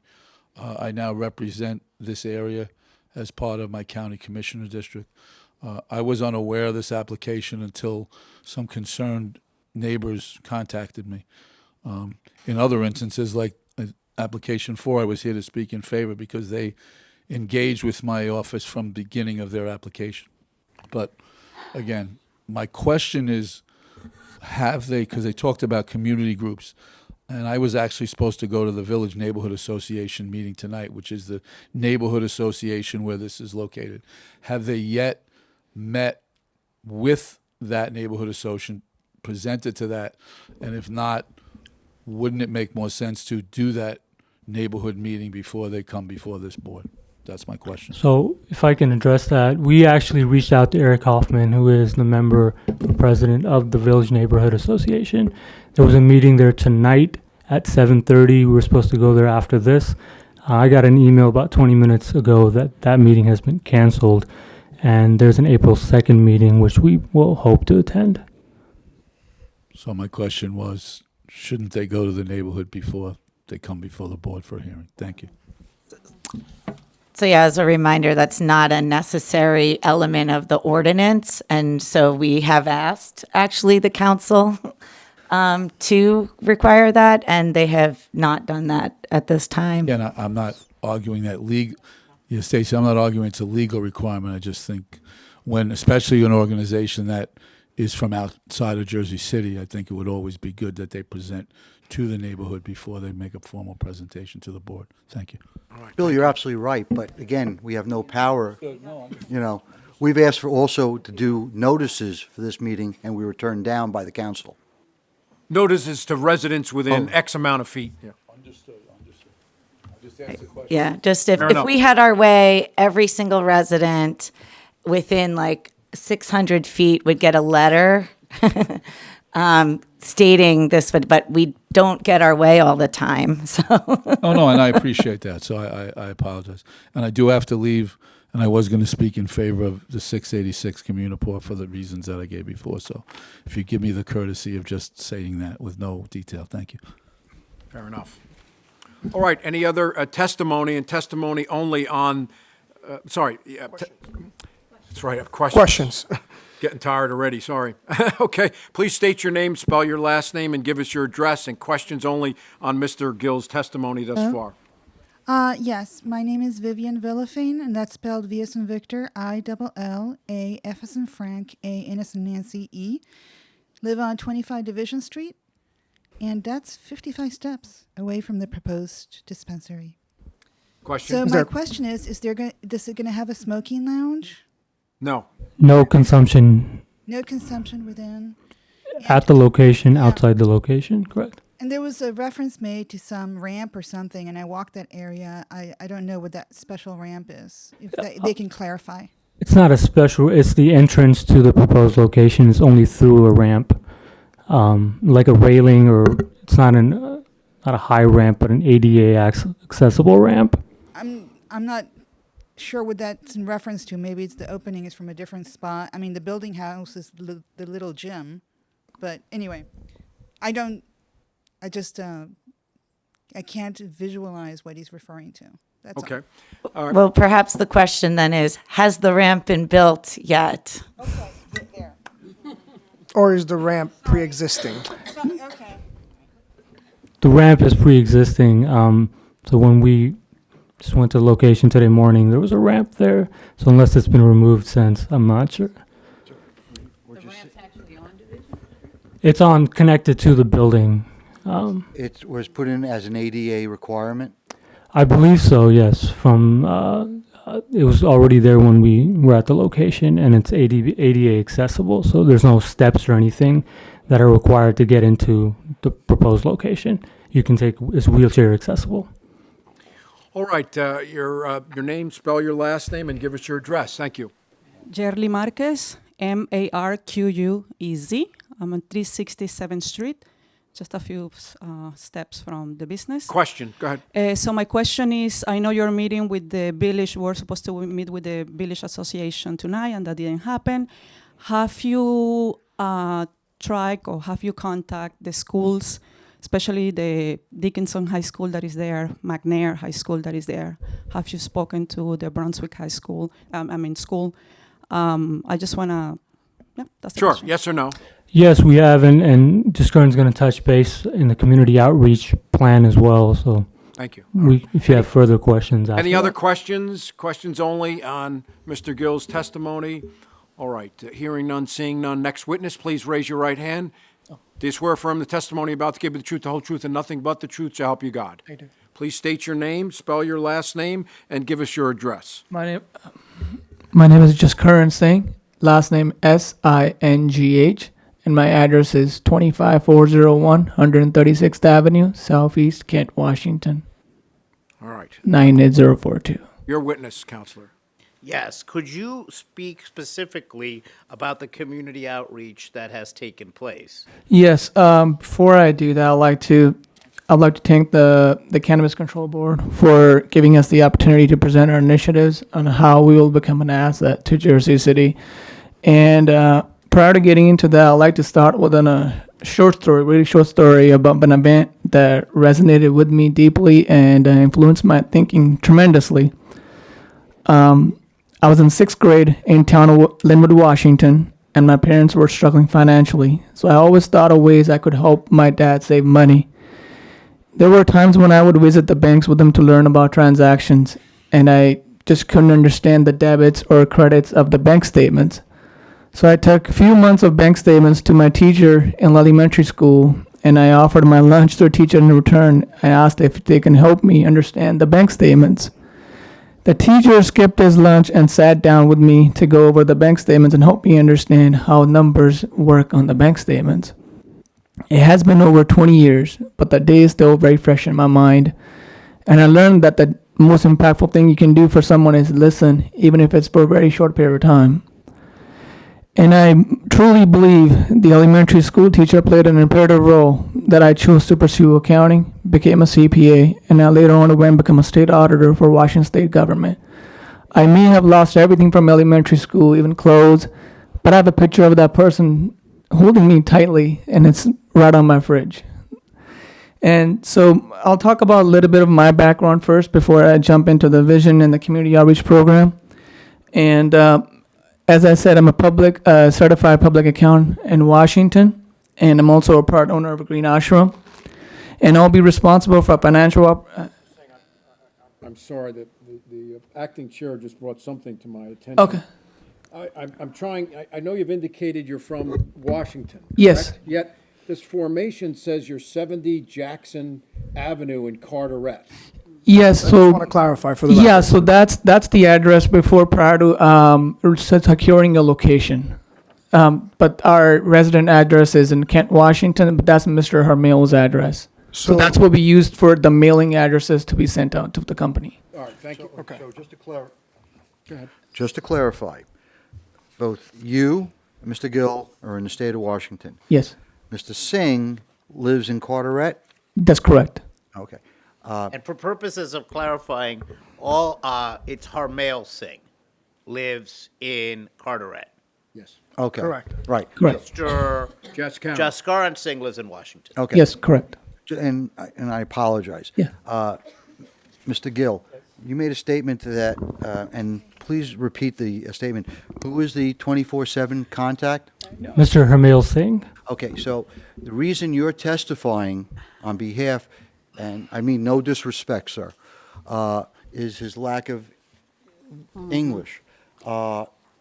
If he is the 24/7 contact and he has a problem with English, how will he deal with neighborhood complaints or anything else? He has, as I said, he has two boys, one of them who's 21 years old. So that'll help him with his English communication. And then they're also, they can reach out back to us directly. So if there's any language barriers, we'll be able to address those via phone or via Zoom, or his son can help with that. Okay, so, and Mr. Singh is the manager of the store? He'll be overseeing, we're going to hire a manager who will also be a second 24-hour point of contact. I think I think for the sake of your business and the sake of the neighborhood, it should be the manager directly, Okay. 24/7, so there's no confusion if there's an emergency. Okay. I mean, literally an emergency. Right. And, hey, I remember when I was in my 20s, I never took a call from my father. Okay, absolutely. We'll get that. Once we hire a manager, he'll be the 24-hour point of contact. No, but I think it's a wise decision. Okay, thank you, sir. I'm sorry for any interruption. Oh, that's okay. I apologize. That's okay. No problem. And forget my train of thought here. So I am a resident of Washington. As I said, I'm certified public account, and I'll be responsible for the financial operations, including the monthly and yearly accounting. And I'm also the community liaison for Green Ashram. So I've reached out to nearly over 30 businesses, close to 30 businesses, and community members as well, which I'll talk about in more detail in a bit here. And to notify about the cannabis establishment in the community. And I've been involved in the Jersey City since 2019. And I have my accounting degree from the University of Washington. And I'm currently in the process of obtaining a New Jersey licensed CPA as well. I just try to finish all of my yearly annual CP credits. So I'm in the process of, once I obtain those clearance, so I can apply for the New Jersey license. And after I obtained my CPA, I worked for the Washington State as a state auditor, and I audited many regulated industries in the state and providing compliance guidance. And in addition to working for the state, I've also opened up my trucking transportation company for my father, and I worked out for him as well. And in 2019, I contracted with the Navy SEALs Moving Company in Jersey City. And they're based out of Hackensack, but they work majority in Jersey City and across the United States as well. And it's basically to connect truck drivers with the moving company for long haul moving. And prior to entering into the contract, I flew down to Jersey City to negotiate with the Navy SEALs Moving to provide blankets to the homeless community in Jersey City and other parts of Jersey for every shipment that his trucking company has assisted in the moving. And this is something it was related to my mom's idea that we do in Seattle to give blankets. We don't really work with this organization, but we get a bunch of blankets from Costco. I don't know how much, and then we just go out and drive around and then distribute to whoever is open to receiving them. And to this date, we have Navy SEALs and my company, Bus Rec Carriers LLC, trucking company. I have a partner to provide over 500 blankets to the local homeless community. And I also, in middle school, in Meeker Middle School back in Kent, Washington, I advocated for a program where kids to get refurbished school computers to low-income families, because the school would just throw it in the garbage, or they would give it to the universities to put it up for auction. Whereas there was a program where we could give it to the low-income families, and the kids can use it for after-school homeworks, because the kids would stay at the school to do their homeworks because they didn't have a computer at home. So, and I was also part of the team that distributed those refurbished computers. And so I also provided pro bono tax services for small businesses in my community. And being the first generation college student, first generation being a CPA, and even stepping into the professional field, my dad and his friends and our families, it seems like I became like a medium to understand the tax laws and regulations and how it can help them save money and how they can deal better with their complex tax laws. And I also provide financial support to the families back for elementary age in India, in Punjab, where I originally was born, Punjab state and India country. And just to give money back to the locals in my village. Those kids are struggling to go to school. And so now I'll talk more about our vision as well as our community outreach program that I'm sure everyone's waiting to hear that. So through Green Ashram, our vision is to foster opportunities for marginalized community, provide hope for most vulnerable one in our community, and inspire the next generation of our community. To help execute this vision, we intend to partner with various organizations in Jersey City through the following 5 community programs. Our first program will be associated with the Jersey City Parks Coalition. It is one of the most prominent organizations in Jersey City that is on a mission to make a difference in the community. We are in contact with Laura Scholar, the board member and a former president of the organization, who has been recognized as a woman of action for work. We were impressed and amazed by the organization's past accomplishments as well as their goals they have for the future. There are 2 parks in the vicinity of our property that are called Enos Jones Park and Mary Benson Park. We will provide a total of $100 annually in community service focusing on cleaning and maintaining the parks and any other future event or projects Jersey Parks Coalition needs assistance with. The community service hours is mandatory for all the Green Ashram employees, and the employees will be compensated for those community service hours. Additionally, during a conversation with the Laura Scholar, we learned of a program called the Nature Educational Community Programming, which teaches line drawing, patterns in nature, plant identification, and about artists and naturalists past and present. The program supplies kids with individual art supplies, including journals and color supplies. The kids are encouraged to come to the park and grab their supplies and draw their imagination. We absolutely love this program and intend on being part of it by providing art supplies while Parks Coalition hosts this program. So, in addition, we decided to, let's meet up with find out a local artist. And we met this passionate person, the owner of Redemption Art, named Juan Chis Vesquez, who is right around the corner. We hope to partner with Mr. Vesquez to provide art workshops for the kids during nature journaling events. During our conversation with Mr. Vesquez, he showed excitement for dispensary coming into the neighborhood, as well as for our community plans for Jersey City, along with his involvement in the program. Furthermore, the Parks Coalition is also involved in treatment of birds, holds fundraisers, hires local chefs for events, holds events such as a presentation of various birds. To help run these programs, we will also be donating 0.5% of our net profits annually to Jersey City Parks Coalition, to which we profoundly believe it will be a tremendous help to give back to the local community.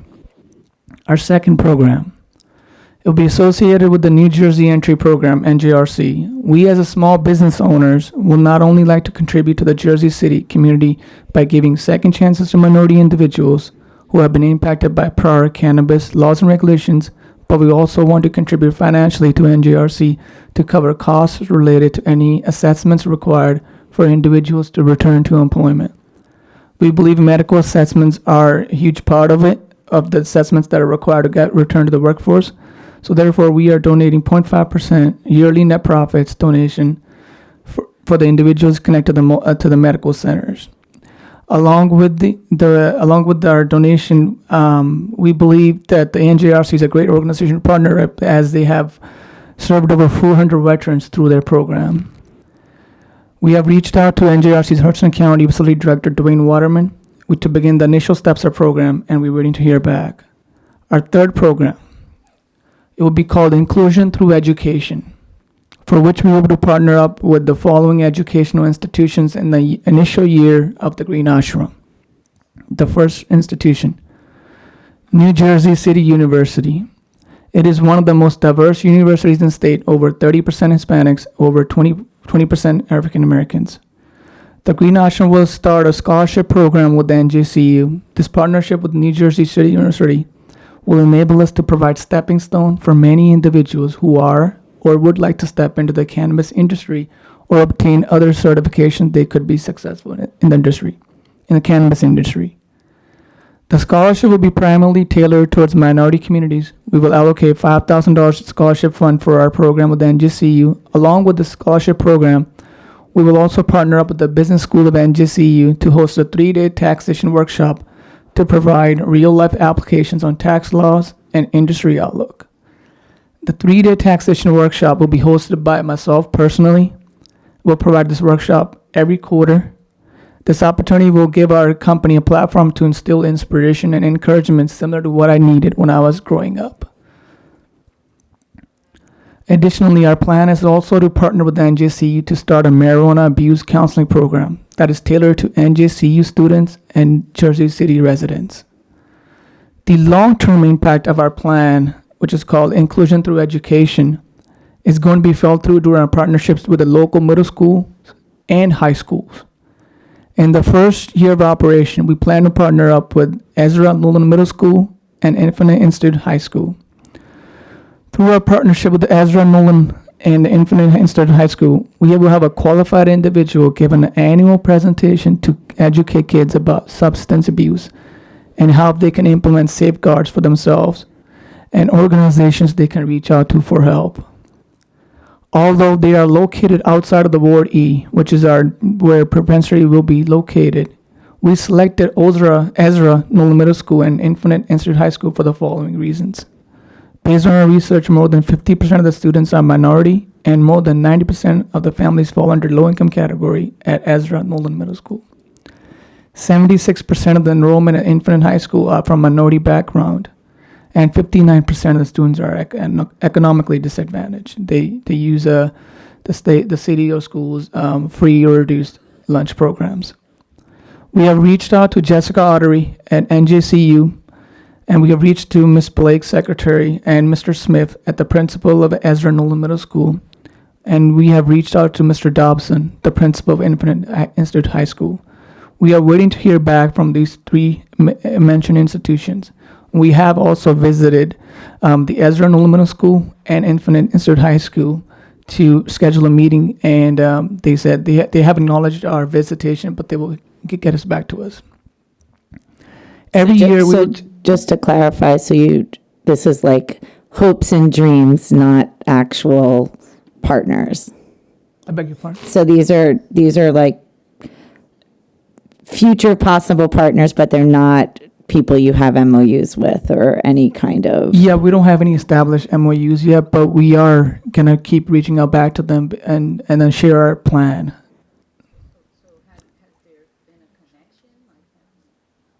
In terms of I'm sorry? Yeah, so in terms of with these three connections, or I'm sorry?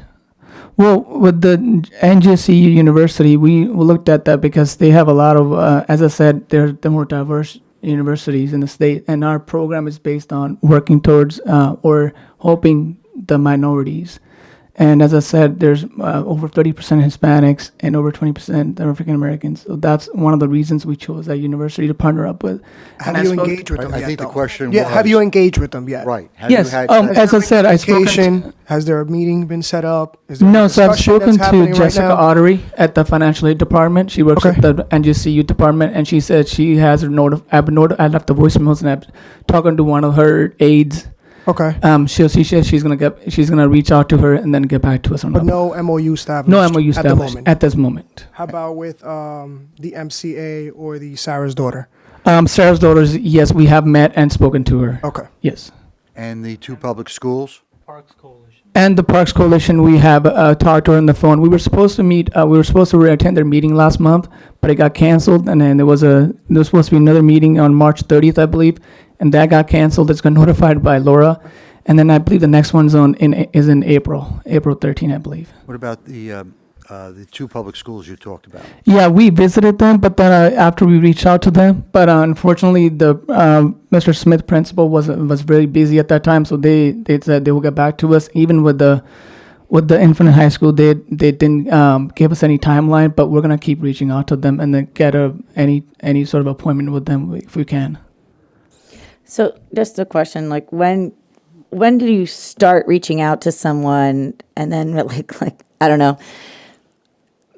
I've always learned, like, if someone doesn't respond to you, it's sort of like a no, right? Like, I don't know, so like, when did you start reaching out, and like, how long have you been waiting for an answer? Right, Because so- like, no answer is like no answer. So I'm just trying to get clear.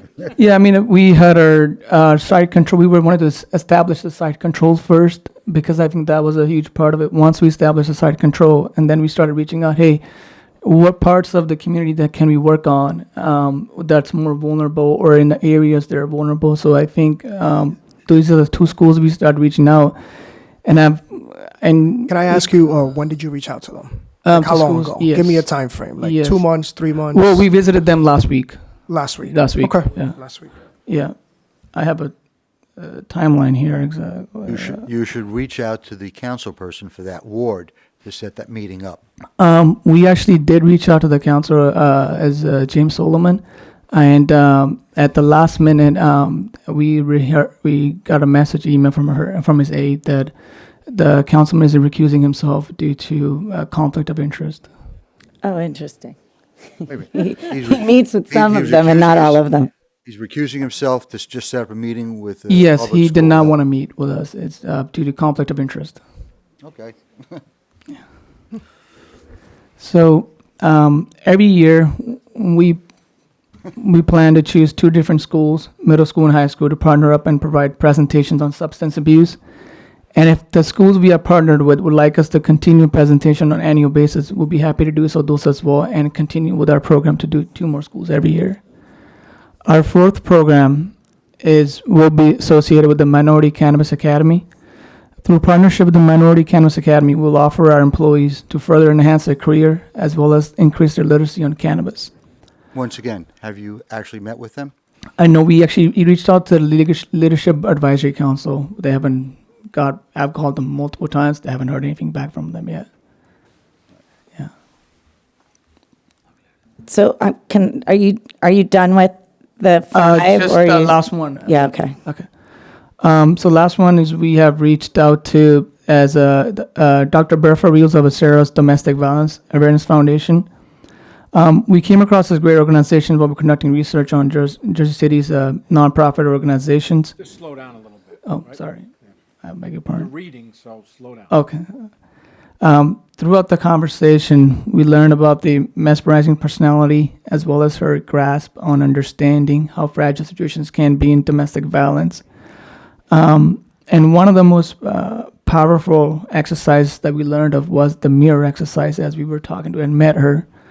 And it was a mirror exercise, and it truly rejuvenates person's self-respect and love for themselves. And through partnership with the Sarah's Daughters Domestic Violence, we would like to become part of the hope that she is for hundreds of men and women. And therefore, we'll be donating $5,000 yearly towards her annual gala. While we were sitting here with her, we tried to understand her current needs and what sort of resources her organization could benefit the most from. And financial help was the most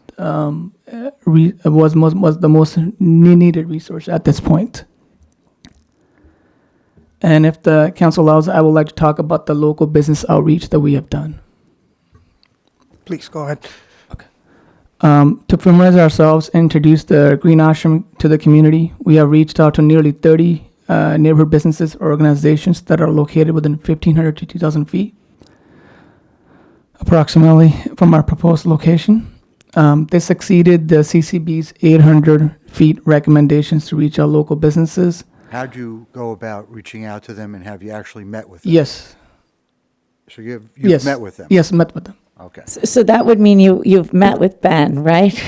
Because you have a business within the 800 feet. No, I just want to make sure that. No, you can't, Not right now, I'm You just- got your. It's just for clarity, because this is the. Yes, we have. Yes. So most businesses we reached out either welcomed us in the community or were indifferent. Specifically, the 4 businesses or organizations that were excited about potential new business in that community met with a firefighter, Mike Cron from the Fire Department Engine 56, and met with the Early, who's the owner of a city car wash, has been a neighbor for 20 years. Met with Alfonso, who's the owner of an A&M Transmission. Met with David Rodriguez, who's the owner of Blessings Auto Shop. I'm sorry, I got too slow, for fast. Okay. Spoke to Mr. Whale, who was the owner of a Temple Memorial Chapel. And from our community outreach efforts, we learned of a 3-year. So right across the street, you didn't meet with Ziggy? We did. I can tell You didn't meet with Adam, Ziggy the Auto owner of the Shop. gym right down the block? Yes, I can tell you exactly. We have written down here. You meet with Tori and Kyle, the owners of Healy's, or just, We have reached out to them, so they, whoever's weren't available, they weren't there at the shop, or sometimes they were busy. But some of the shops we visited, they were saying, "Hey, come back later. We're busy right now." Such as the Haley's Tavern, we contacted them, had a scheduled phone call or meetings, but they had stuff to do in the city. So there were times when the local businesses were just too busy for us to even have a communication with. Question. You said you live in Washington, both of you gentlemen, correct? So how often will you be visiting? I was going to ask that same question.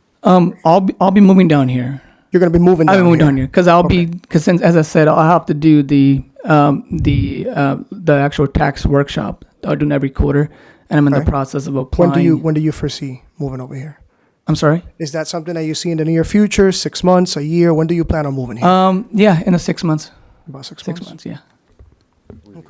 They're not going to be open for a year and a half. If you're going to say something, you got to say it into the mic. You won't get it down. So from our community outreach efforts, we learned of 3 organizations that are opposed to the Green Ashram coming into the neighborhood. One of them is the Brunswick Center. Second one is Holy Rosary Church and the Leto Gym. I believe 2 of those businesses are represented by a gentleman named Ben Torrey, who we had the opportunity to do a Zoom video call. It was evident during our conversation with Mr. Torrey that he had no intentions of finding common ground. Instead, he wanted us to remove our application and find a different location. Even after the call, we attempted to reach out to Brunswick Center and Holy Rosary Church in hopes to learn about their concerns and address them. We were denied the opportunity to have an open dialogue with these organizations, as we were notified that their representative, Mr. Torrey, had advised against it. We reached out to the Little Gym in hopes to have an open dialogue and learn about any concerns they have and address them and build a neighborly rapport. However, upon speaking with the... and by the way, just for the record, the Little Gym is not registered as a nursery school. It does not have any, so this is when we got phone calls. Right. Yeah. And we have the letter from the Department of Health. And emails too. So we reached out to the Little Gym to have an open dialogue and learn about any concerns they have and address them to build a neighborly rapport. However, upon speaking with Ms. Daniela, who I believe to be the owner, we were denied the opportunity to do so because she stated she does not support cannabis and will not welcome cannabis dispensary into the neighborhood. And even after consistent denials, we again have offered to meet in person. However, she was not interested. Another neighborhood business owner we met with is a person named Miss Jarley, who's the owner of a Here's Happiness, which is a kids salon in the neighborhood. During our meet, we had a very pleasant, insightful, and constructive conversation about our concerns with the cannabis dispensary opening in the neighborhood. During our conversation, her primary concern was the impact that dispensary may have on kids and nearby parks. We explained our community outreach programs and our security plans to keep neighborhoods safe and parks clean. Although we did not get her support, we established a positive dialogue with her, which we'll continue to have with her and other businesses as we get more involved. The open dialogue we had with Ms. Jarley is what we had hoped we have with the other 3 opposing organizations or businesses. We have left her contact information. Those we have contacted in case they have any concerns, suggestions, or wish to have an open dialogue with us in the future. And there are hundreds of other organizations doing great work locally in Jersey City. These are the 5 mentioned community outreach programs that are closely related to our background and personal experiences, so we chose these programs accordingly to give back to the Jersey City community. And I believe with our leadership and community impact as detailed, the Green Ashram intends to foster opportunities, create hope, inspire the youth, which will build a stronger and more connected society. Whether it's through volunteering, donating, or simply spreading awareness, we can all call improving our communities and strive towards even making more diverse, successful, diverse Jersey City. And that's all I had from my part. All right, thank you. That was extensive as well. Any other questions from board members? Mr. Singh? Hearing none, seeing none. Questions on Mr. Singh's testimony? Testimony only? Questions? All right, welcome. Please state your name, spell your last name, give us your address. Hello. My name is Danielle Sporcic, Sporcic. I do want to make a. Your address? I live on Hillside Drive in East Hanover, New Jersey. Not Jersey City. I just moved a few months ago. So we're here or? I lived in Jersey City for over a decade. I recently moved to East Hanover. Gotcha. Okay. What's your question? So the gentleman quoted me. I never said that I do not support cannabis. I simply said that I do not support a cannabis business attached to mine. I just want to clarify the record because he quoted me as saying that I. So what's yeah? I'm the owner of the Little Gym. Gotcha. All right. Well, thank you for that Okay, thank you. clarification. Any questions? Questions only. There will be a period of commentary or testimony, whether you're for or against the application, but this is now questions and questions only, hearing none, seeing none. All right.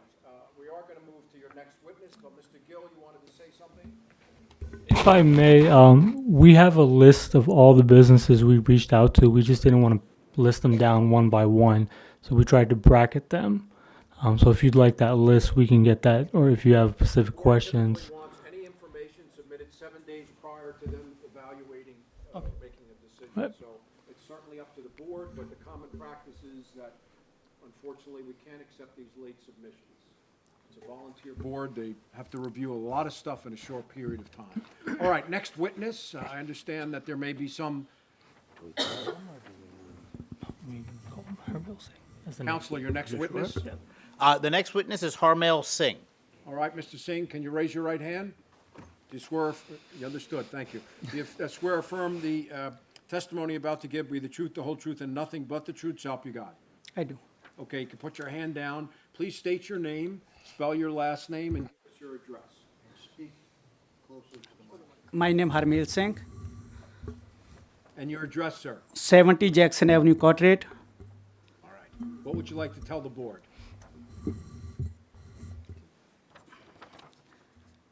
Good evening. My name Harmail Singh. I want to thank everyone for taking the time to listen to our presentation for the cannabis retail dispensary. I am a resident of New Jersey for more than 25 years. I came here as young adult and have side my family here.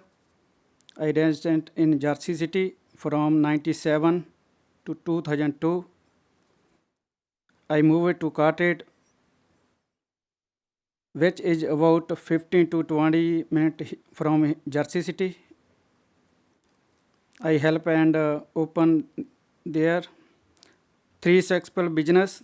I am also member of the New Jersey Sikh community and pride myself on the values of the faith,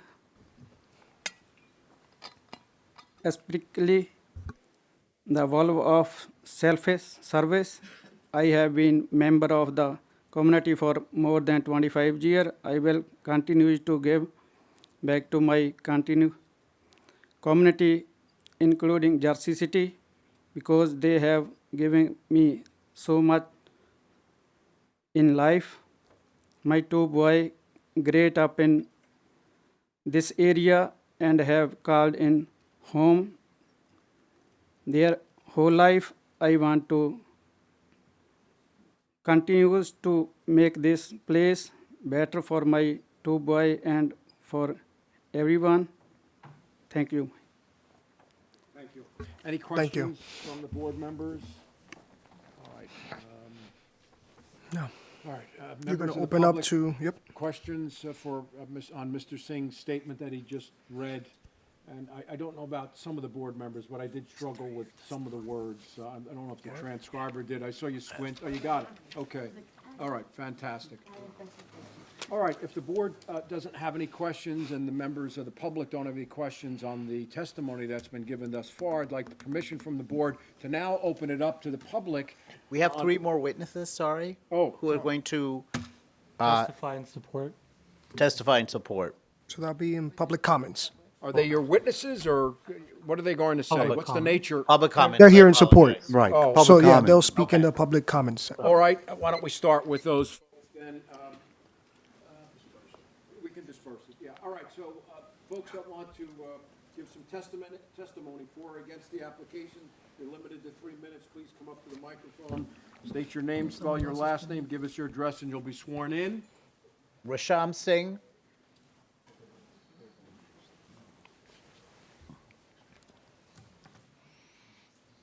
All right, good evening, sir. Please raise your right hand. Do you swear affirm the testimony you're about to give me the truth, the whole truth, and nothing but the truth, so help you God? I do. You can put your hand down. Please state your name, spell your last name slowly, and give us your address. My name is Resham Singh, RESHAM I living in 25 Logan Avenue, Jersey City. So I living over here around like 19 years. So before I was on west side, 935, now I moved to 25 Logan Avenue. So also I am the vice president in the Sikh temple, Gurdwara Nanak Nam Jahaz. So I have a good relationship about Mr. Harmail Singh. I come to here explain to you sir, like about the sport. So I meet him long time ago. So he has a good relationship in the Gurdwara. So when we have any faith or like we have donation the food to the people. So let's share meals. So he always helps to help us. When we have to need help, he come right away. So he has a good relationship. I hope he has like the good relationship keep with the neighborhood community where he want to open the business. Thank you. Thank you very much. Next, anyone else? Yes, it is Mr. Satnam. I apologize, Singh. All right, good evening, sir. Please raise your right hand. Do you swear affirm the testimony you're about to give you the truth, the whole truth, and nothing but the truth to help you God? Yes, I do. Put your hand down. Please state your name, spell your last name, and give us your address. My name is Satnam Singh, SINGH. I live in Jersey City, 25 years, at the Vallis Avenue. Oh, yeah? What would you like to tell the board about this applicant? Yeah. I know this person, we work together. I know he's very caring, helpful with the community. He's one member of our Let's Share Meal food drive, which one is 20,000 food donates every year. And also he helps in sports. And whenever we need it, we had held 2 tournaments in Jersey City, like for the helping the kids under 18. He always help with money, with the donation, food, and water supply. Whatever we needed, he always comes with there. And he will be helping us to continue if he get opportunity to open the store in Jersey City. Thank you very much. Thank you so much. Anyone else? Navjot Singh.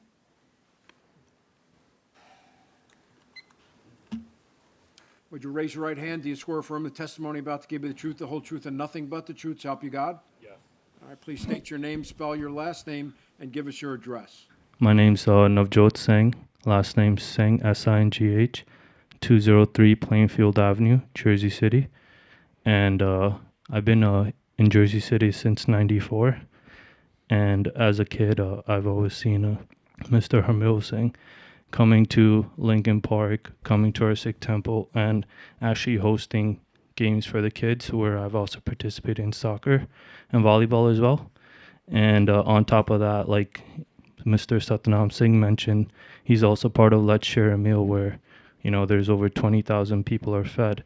And this is every annual, and smaller events are happening throughout the year, and he's always there. And he has a really big heart. I've always seen him just doing community service.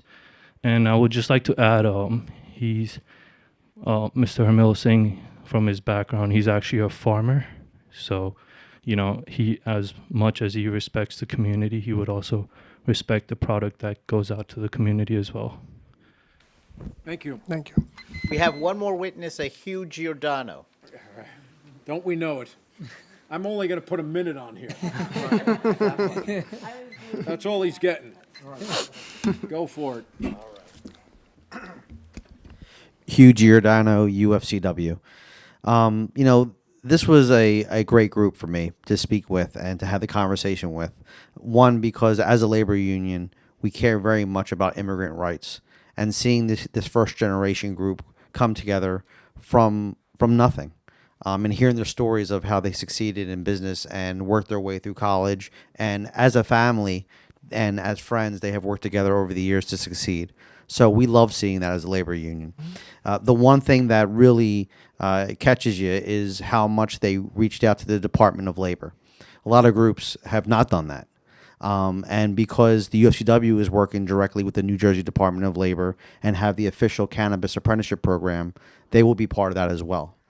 So we're going to work diligently to make sure that the folks that they hire here from Jersey City, which they've committed to do, will be well trained and will be ready for a career. I think it's also excellent that they decided to give their own personal time to Mr. Hoffman. You know, one of the things that Jersey City has cared very much about is making sure that people that have been affected by the the war on drugs have a clear path forward. And the fact that one of the professionals who is on the executive team is going to give his own physical time and his own professional time, to me, says a lot about a group. It's easy to cut a check. It's not a thing to give your time. So, you know, as far as it goes, as a small business, as a group that's willing to step forward and create great jobs, this is a group that I am proud to support. We're proud that the UFCW is supporting them, and we hope to see long-term good jobs from this group. Thank you. Thank you, Mr. Giordano. I'm sorry, sir. I know you tried to step up to the mic before. Did you want? No. Yes, you tried to step up to the mic and we cut you off because it wasn't the appropriate time. If you want. Is it okay if I go last? There's Oh, sure. Thank you. Please come up. Come up. Come up. All right, sir. Please raise your right hand. Do you swear or affirm the testimony about to give you the truth, the whole truth, and nothing but the truth, so help you God? I do. Okay. Please. My name is Justin Bennett McCubbin. I live in. Can you just speak into the mic, please? Slow down a little bit. And then just state your name and your address again. Is this on? Okay, Yep. great. My name is Justin Bennett McCubbin. I live at. Spell that? Yes, Justen. Bennett McCubbin, BENNETT -MACCUBBIN. I live at 108 Prospect Street in Jersey City. What would you like to tell the board? Give me a second here. Okay, so my partner and I have lived in Jersey City since 2014. We have a condo in the Heights. We value JC's inclusivity, its community, and its diversity. This is a picture of my son, 4, really smart. He knows how to add, subtract, and has since he was 3.5 years old. He's doing puzzles with 100 pieces already. He's friendly, social, and outgoing. He makes friends easily. He goes to the Brunswick School and has been there for 2 years. He's in pre-K 3. He and his classmates go on walks in front of this location on a daily basis every day that weather permits. His friends have birthday parties frequently at the little gym. Aaron gets his hair cut at Hair is Happiness. According to a Harvard paper in 2019, children of marijuana users were more impulsive and hyperactive and exhibited behavioral issues, lower IQ scores, and memory problems when compared to children of non-users. These mental health problems persisted through their teenage years, where they were significantly more likely to have attention problems and depression. Marijuana-exposed children were also almost twice as likely to display delinquent behavior, such as drug use, by the age of 14, and were more than twice as likely to regularly use marijuana and tobacco as adults. I feel strongly that individuals should have the freedom to light up as they see fit. Just to be clear to everyone, lighting up anywhere in Jersey City is actually illegal outdoors. So if you really want to connect the dots, so you have only 3 minutes. And I've got it down to 2. I also think that these businesses have a right to exist in Jersey City. That freedom, however, ends where the safety and security of my son's development begins. Location matters. These guys seem like cool guys. Manhattan has been enveloped by a permacloud of pot, so much so that my husband and I are hesitant to take our son into the city very often. The 3 minutes are up? I put 3 minutes as well, and my timer is not going off. As soon as you come up and raise your right hand, it starts. I really hope that doesn't happen in JC, but especially this close to my son's daycare. I'm very concerned as a parent that he will be affected by the customer base at this location as they leave the shop. Thank you very much. Thank you. Thank you. Next. That's 3 minutes from the time I started. Very good. Please raise your right hand. Do you swear or affirm the testimony about to give you the truth, the whole truth, and nothing but the truth? So help you God. Yes, I do. Put your hand down. Please state your name, spell your last name, and give us your address. I don't know if that mic is on. Yes, I do. My name is Zoe Martinson, Martinson. I'm at 700 Grove, Jersey City. My daughter also attends the Brunswick School. I come from a family who has a history with cannabis distribution and have served time due to that generationally. And so I know the impact that it actually has on children, and I can see how that has influenced my family moving forward. I also think that these guys are lovely, but if they were from the area, I think they would know that this is not the area that you would put a dispensary in. It's like the family part of Newark Street. There's 2 parks that have kids events in the summer. There's daycare that has a lot of students.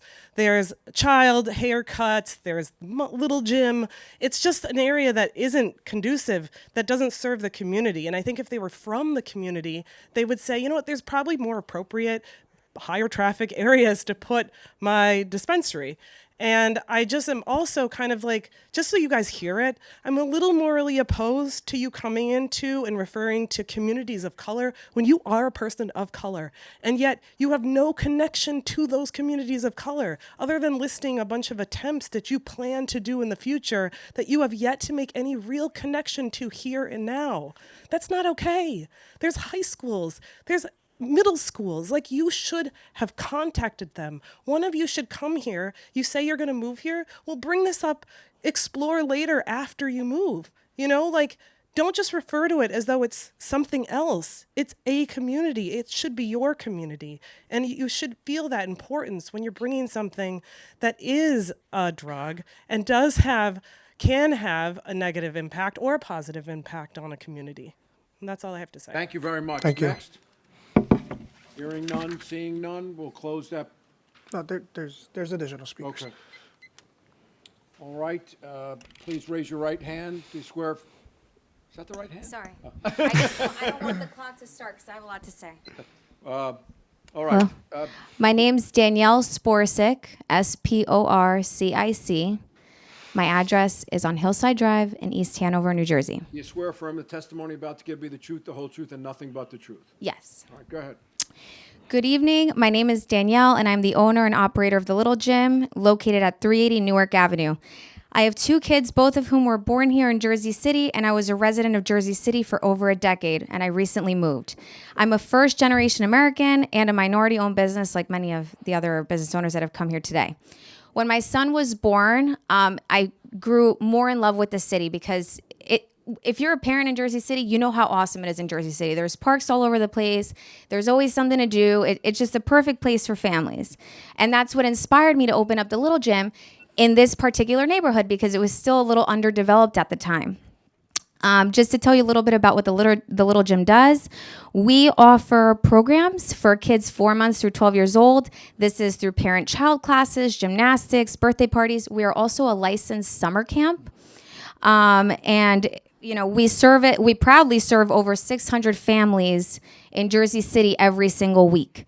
And we employ 15 people, 90% of which are from Jersey City and actually are all minorities. I came here today because the Green Ashram is planning to open directly next door to my facility.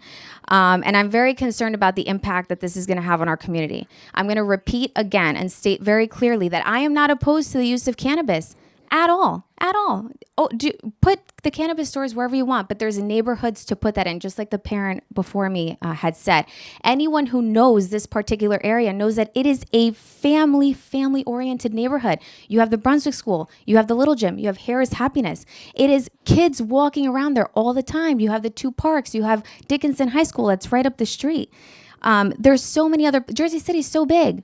You know, why does it have to be in this particular spot? You know, I also want to add that, you know, just like these gentlemen here, I took a major financial risk to open up my business, okay? And, you know, I hate to get emotional about it, but it sucks to now, you know, have the situation here where it's going to impact my business. It's going to change the community. And I was here first. So, you know, I understand that recreational marijuana is legal, but once the store opens, it's going to become a destination for people coming all over the place. And that's going to change our neighborhood. So I just, you know, implore you to really advocate to add stricter limitations between kids' businesses or schools and these cannabis stores. So that's all I have to say. If you really want to make a difference, you have to approach the council. All we do is abide by the ordinance that the Jersey City Council gave us. Which I might add, I was the first person to say, include nursery schools, and I was not heard. Yeah, it only includes elementary, secondary, or school boards. Right. And then kindergarten grades 1 through 8. And then secondary 9 through 12. Right. All right, next speaker. Next speaker. Nope, next speaker. Go ahead. All right, please raise your right hand. Do you swear affirm the testimony about to give you the truth, the whole truth, and nothing but the truth, so help you God? I do. Please state your name, spell your last name, and give us your address. My name is Jillian Hernandez. My business address is 371 7th Street in Jersey City, right around the corner from Danielle and Little Gym. Do you live in Jersey City? I do not. Okay. I recently just moved, but lived in Jersey City for about 10 years. I want to thank all of you for listening to us this evening, for Zoe and Justin for coming out and representing the Brunswick School. I am the owner of the Brunswick School. We are a licensed child care facility. We go from 4-month-olds, and we're licensed to go up through 8th grade. Right now we go up to 1st grade. And in the summer, we have kids up through 2nd and 3rd grade, walking through the park, getting to the park. If it wasn't for Danielle calling me while I was on maternity leave, actually, and letting me know that there's a cannabis business opening up around the corner, I wouldn't have known. These gentlemen have never reached out to me. I've never not talked to somebody who wants to talk to me. You could ask Justin and Zoe that. And I'm here to represent the 400 plus students that come to my school every day, my 135 staff that come to school every day and walk those kids to the park, and what they now have to explain, you know, what's that location? What is this? I was not made aware of there being a drop off and pickup. That's horrendous to, I think, the neighborhood. Like Danielle and Zoe have mentioned, this is not conducive to the community that we have built. When we started out the Brunswick School in 2015, you know, that area was still working on all the development. What's happened in that area in the last 10 or so years has been tremendous. And I think it's because of businesses like the Brunswick Center, like the Little Gym, like Harris Happiness, like the Brunswick School, that has helped turn around that's part of the community. It sounds to me like you guys are doing a great job of trying to speak to the council and be heard, and we're happy to help support that cause. It sounds like this is all still a little too new. We have a petition that a few of our parents started, and it just went out this weekend. The petition was formed, I think, on Friday night, and we already have, when I got into this meeting, about 150 signatures against 900 signatures for this petition against the business opening up. So I heard them talk about all the community outreach. I am literally 250, 60 steps away from where they're opening up, and I was never reached out to. They reached out to my landlord, who also reached out to me as well. So all of the outreach that you guys are talking about with art supplies and the parks, that seems like another part of Jersey City that really wouldn't help our area. Thank you again. All right, just for the board's edification, I'm going to quickly read the section of the ordinance. Please so do. One of the things that an applicant must supply is a list of child care providers and substance abuse treatment facilities that are within 200 feet of a proposed Class 5 cannabis retail location. We got something back from zoning that said there aren't any, but the CCB may require a Class 5 retail applicant to address concerns about the proximity of a proposed location to a substance abuse treatment facility or daycare provider, and the board may consider the applicant's response to those concerns in its decision. Next speaker, please. All right, please raise your right hand. Do you swear affirm the testimony about to give you the truth, the whole truth, and nothing but the truth? So help you God. I do. Put your hand down. Please state your name, spell your last name, give us your address. Okay, my name is Jacqueline Ward, W-A-R-D.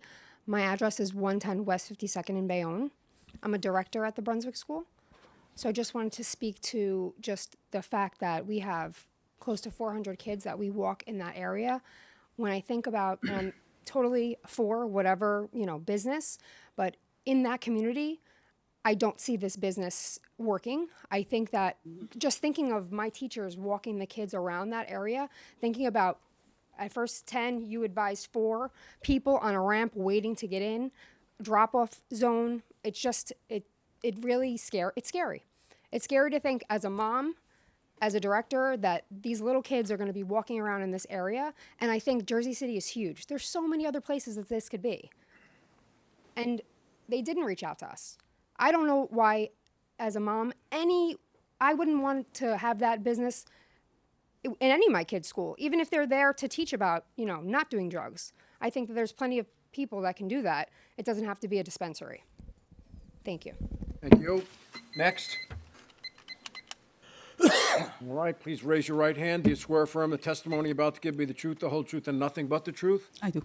Okay, you can put your hand down, state your name and your address. Jerly Marquez, Marquez, and my business address is 367th Street in Jersey City. What would you like to tell the board?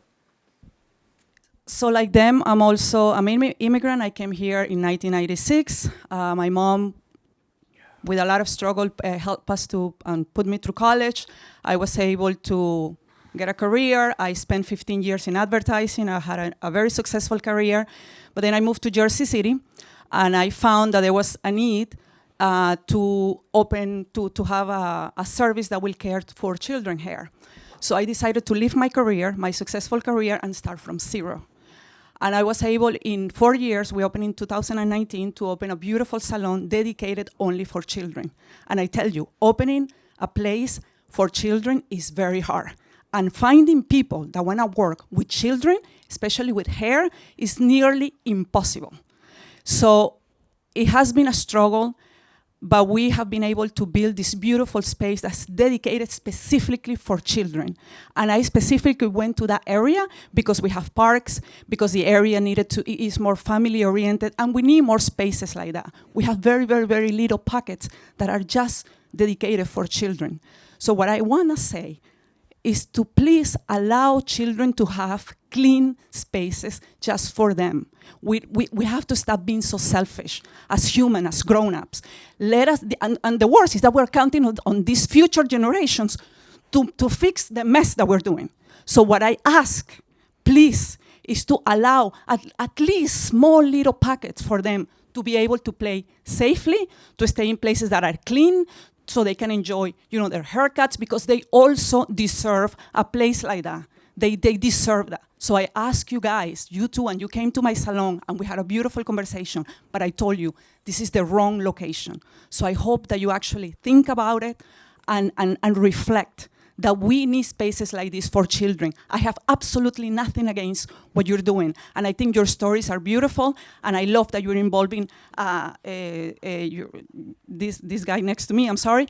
But I just think that we need more spaces that are beautiful. I don't want to brag, but right now Hair is Happiness was nominated for the biggest award in hair in the United States. In April 2nd, I'm going to go and I'm going to represent Jersey City in the biggest state. And it's a children's salon. We never had that opportunity. So please, I don't want to get discouraged, because having this space has been very, very difficult, and finding people with this energy that want to work with kids is nearly impossible. So I don't want to go back to advertising. I want to stay here, and I want to open many more Hair is Happiness. Thank you. All right, please raise your right hand. Do you swear affirm the testimony about to give you the truth, the whole truth, and nothing but the truth? So help you God. I do, Ben Torrey, Torrei. So my story is I basically got involved in the Brunswick Center in 2014. Brunswick Center used to be the Holy Rosary School, and it's been a school since 1947, owned by the Holy Rosary Church. We basically went to them and signed a long-term lease with the Archdiocese of Newark, and basically have another 35 years left on the lease. So I don't own the building, the Archdiocese does, and the Holy Rosary Church does. Our vision was to create a health and education facility for the community. And it worked. It worked beautifully. The Brunswick School has 440 licensed capacity that go up to second grade, and I believe they can go up to fifth grade if I'm not mistaken. We had many kids-related businesses inside the building. So that involves Jersey City Ballet, that involves kickboxing, that involves spinning, that involves Jersey City Ballroom, that involves Pilates. And it's fascinating when you hear that, first off, they did not reach out to me, I reached out to them once I found out this was happening. It's also fascinating that someone tells me they reached out to all businesses within 1,500 feet, but somehow they missed PS5, which is right there. They missed the Dickinson High School. They couldn't get a hold of anyone at McNair, Robert Clementa Field, or Mary Benson Park. Those are pretty important businesses to miss, not to mention Ziggy, who pretty much does own that whole area. Something else that came up was the ADA ramp. So the ramp and this holding pattern. That's an ADA ramp. You can't use an ADA ramp that's for the residential building to have 4 people standing on it. It goes against every federal and fire code laws that exist. And that is just to show how, frankly, unprepared I think the applicants are. Another sign of them being unprepared is the fact that they are supposed to present their vision, community outreach, to the Village Neighborhood Association after this meeting. I mean, what kind of business person would go to a meeting after they come to you guys? I know it's not required. I understood that loud and clear, but what kind of business? I mean, my hope is that part of what you judge them on is how successful they'll be. But if you judge them by their judgment of how they're going about community outreach, I think that should be an indication of how successful the business is going to be. We are trying very hard to reach out to the council. It just started. We will try harder. It doesn't help that our council person has recused himself. Whole separate conversation. And basically, just to give you an idea of how many people are against this, a parent from the Brunswick School started a petition on Friday night, and they already have 900 signatures, and I promise you no one knows about this business even opening up. No one from PS5 does. Some people from the Brunswick School do. Thank you for your testimony. Your 3 minutes are up.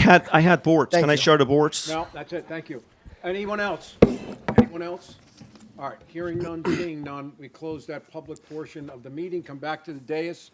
Do you have a summary or? I do, and my client does as well. Is that okay? Well, it's pretty unusual. Do you need a minute? No. You don't need to hear too much more from Mr. Gill, I would imagine. Okay. Okay, how about you go ahead, we keep it very short with the permission of the board. Absolutely. I wanted to touch on the Brunswick Center. We did reach out to the Brunswick Center and we spoke with Assistant Director Andrea Call on February 21st and February 23rd, and we never heard back after that. So I don't want to get into this. Council, you're going to sum up and just say how wonderful everything is and do what you need to do, because now he's giving, additional testimony. I understand. I'd have to reopen it to say, some of the folks here may say he's incorrect, it's inaccurate, et cetera, et cetera. So why don't you just sum up? I'll just sum up. On behalf of the Green Ashram, I wanted to thank the Cannabis Control Board for taking time to hear the presentation. As you have seen from the presentation, hopefully, this team has put a lot of time and thought and effort specifically regarding the community impact plan, their efforts to reach out to the community and to the neighborhood. Not surprisingly, they weren't all successful, but they have been multiple efforts to work with the community, as acknowledged by some of the witnesses, on any concerns and suggestions they have. Given their passion for this project, their involvement in the community, their ties, the board should approve of their application for a Class A retail cannabis dispensary. I would say this is a minority-owned business of not. I can say this, I'm not a first-generation immigrant because I was born here. I can say that, I'm sorry, because I was born overseas. They were as well. They came here with nothing, they struggled, they moved up, they want to give back. They desperately want to give back. As much as that has been emphasized, I hope that's clear. And I think the concerns of the multiple witnesses here, I have to say two things. My clients are not insensitive to it at all, but I think that is a city council issue, respectfully. And I think this idea, I live in Manhattan, I have a teenage child, there's cannabis being sold. The way these gentlemen want to operate their business, I don't think it's reasonable to assume that this is going to destroy or have any impact on this beautiful neighborhood that I'm familiar with too. So we ask that for your approval. Thank you. Thank you. All right. Back to the dais. Want to have a conversation? Yeah, you can. Yeah, let's. So you want to move to, The conversation is just among us, no comments from the applicant or the residents. So I make the motion to go into a work session? Yep, Second. fine. All in favor? Aye. Any opposed? All right, work session it is. This is not a give and take. This is amongst the commissioners to just talk whatever we want to talk about out in public. okay, so I'm going to say a lot of things because this is, Go ahead. so I love Let's Share a Meal. I love everything this organization is trying to do, but I do believe that we've never received as much community feedback about a business as I have in the last 3 days. And mind you, I was actually like unavailable without Out of office. internet for 8 days, and still people found me to tell me that they were not interested in having this in their community. I'm also gonna say I believe that this is a double-edged sword. I think when you're not registered as a nursery, but then you want to use the fact of a nursery to then drive your expression, that's hard. When you don't follow rules and organizations come at us when you're trying to do something, I think we as an organization are doing everything we possibly can within the confines that we've been given by the council, and that some council members support some of the cannabis businesses in their district and not others is very uncomfortable. And so if it were just me voting, I would say 900 community members saying I don't want this in my neighborhood is very real, because no one has done that to date. We have not, but we've heard like 2 or 3 people come and tell us they don't like it, but there's like not been a mobilization like this. And I do agree that you don't come to us after, and you don't come to us with, like, yes, half of this is dreams and half of this is reality. And the reality is, like, you need to do more to get more. And I don't feel like that was accomplished here. And I think we've been trying to establish that. In the last, I've only came on board January 23rd to the board when I joined the board. But I know since I've been here, the last few meetings, we've been trying to hold all applicants accountable to make sure they do everything that they have to do prior to coming to the board and presenting, making sure that they speak to all the community members, the schools. In our last meeting, I know we were very firm about this. But I will say that they have followed all the requirements that are laid down by the city council with the restrictions of what we have. And there's still two other opportunities. And remember, we are not approving them. We are making a recommendation to the council for their resolution. But before they get to the council, they have to go to the planning board. And the planning board basically will design the outside of the unit that is in compliance with the ordinance and the land use law. And I hear you, Jeff, but I'm going to say all the blame in the city is put on us because no one wants to take responsibility. And clearly that is why I'm the one who sits on this board. Like, I have way more things to do with my life than sit here and get yelled at every week about something. And when 900 people are yelling that we don't want this, I think we have to listen loud and clear. Well, I just want to add something about the 900 people. So I see 6. I know, but I am receiving. We're not, Yeah. since the beginning of the municipal land use, never can a board accept a petition. Why? It's not fair to that attorney. He may want to cross-examine the 896 that are not here. So I understand. Yeah, where we'll you're- still run. There's more people here against it than any other public entity, except Kennedy Boulevard, this place except was the loaded. St. Kennedy Peter. Boulevard. Yeah. One at a time. Hudson Catholic. And Hudson Catholic, that's right, that's the So other that one. was another very charged, Yeah, remember, we didn't leave here till application, about yeah. after 11, close to 12 that night. and that just went on and on. Right. And he had a lot of support from the neighborhood. Right. Again, I personally don't think that have a cannabis location, which is only a half a block from Healy's Tavern, where people come out trashed, is as dangerous as people walking into a cannabis store that is required to have frosted windows, not to have neon lights, not to have signs with a big, joint on it. You pretty much, you don't know when you walk into a cannabis location unless it says cannabis. I also believe that, and the gentleman's right, when it comes to the ramp, I don't believe that there should be anybody standing outside waiting to get in. I think that everyone should be outside the area, and when there's no one in the store or accommodate, they should allow to be come in. No one should be standing outside. Any pickup on coming in should be a 2-minute drop-off where they're calling and they're coming in there and they're ready to go out, check for ID, pay for it, and leave. And I think that the fear is more than the reality. I agree, 100%. And I think that over time, everybody will accommodate. I don't think a 3-year-old is going to look up and go, look, they're getting stoned.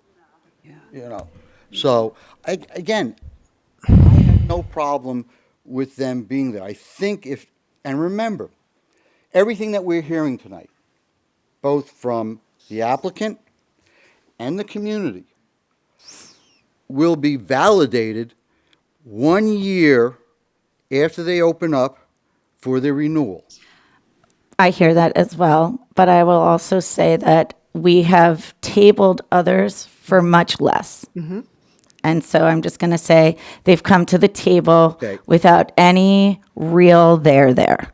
Look, So are you suggesting? to so ask it's, table I or- feel, well, I would vote, so I would make a motion to deny this application. That's what I would do. Hold on. But Once a motion is made, is there a second?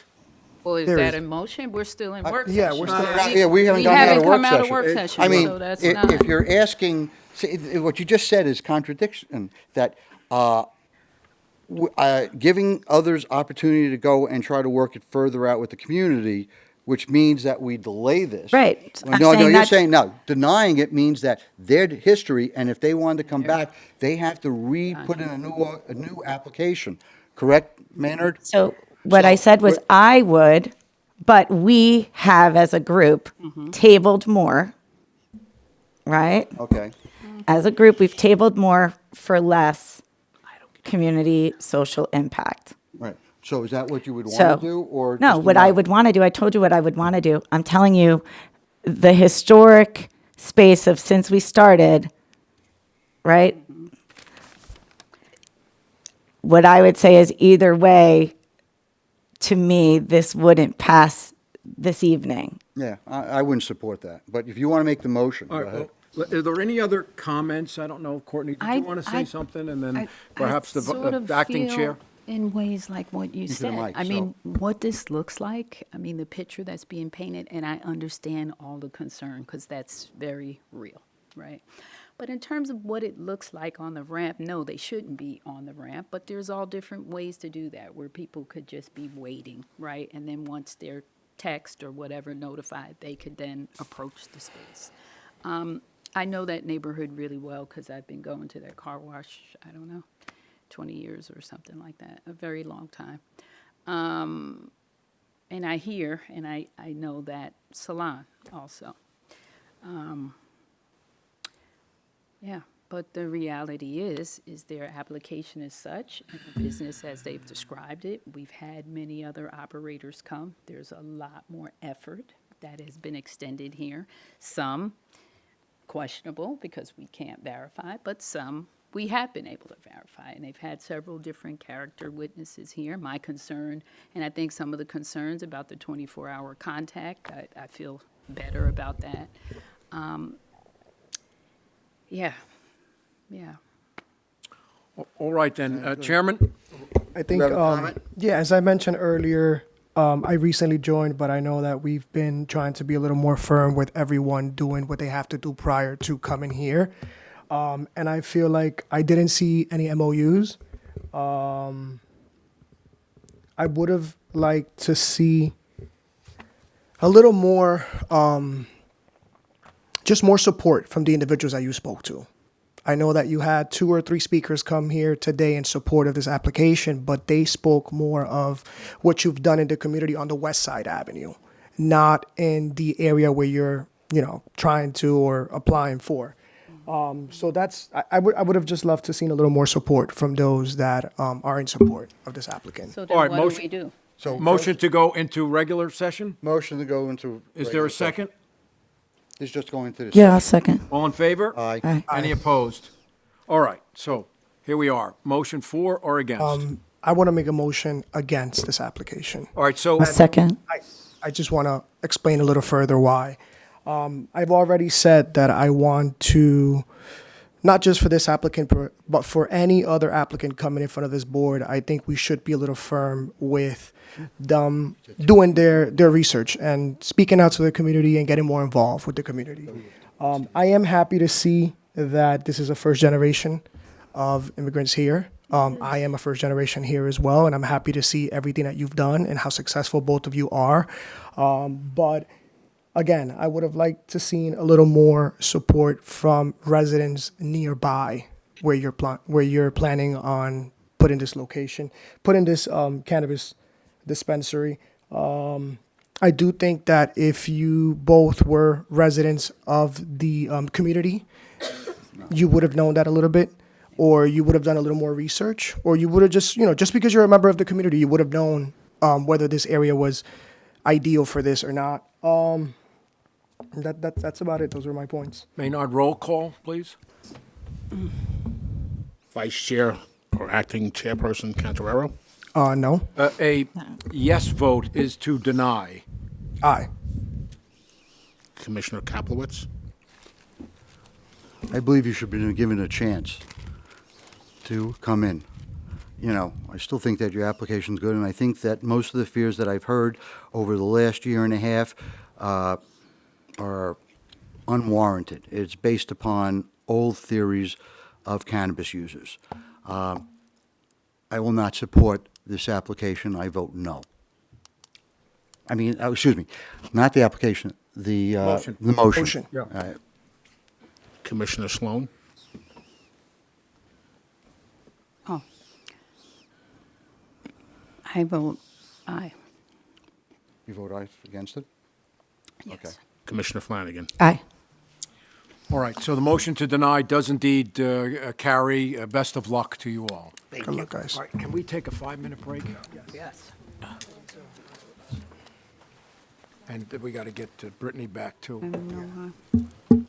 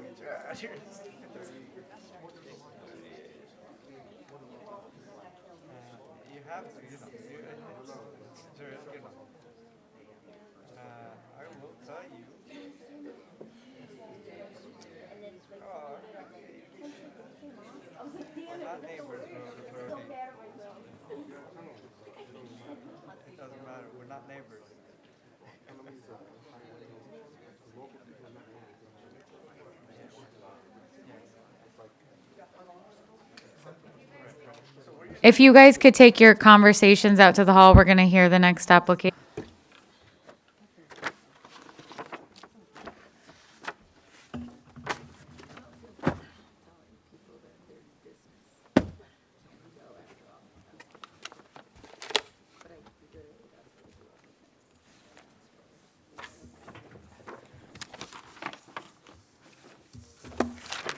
We're also waiting on Jose. This guy was a cop in Jersey City. Who? This guy. Oh. Take your time. Take a deep breath. Not that I'm aware of, but it's certainly it's possible.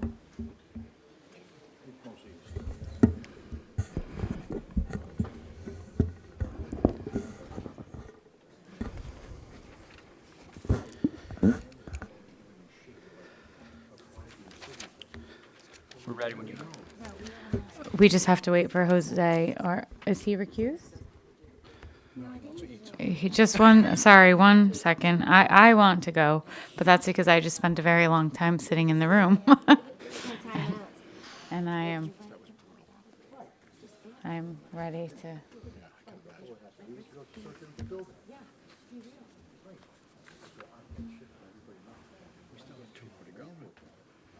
Yeah. And poor Bill O'Day, who waited all that time, had a community meeting that started at 7, so he had to leave.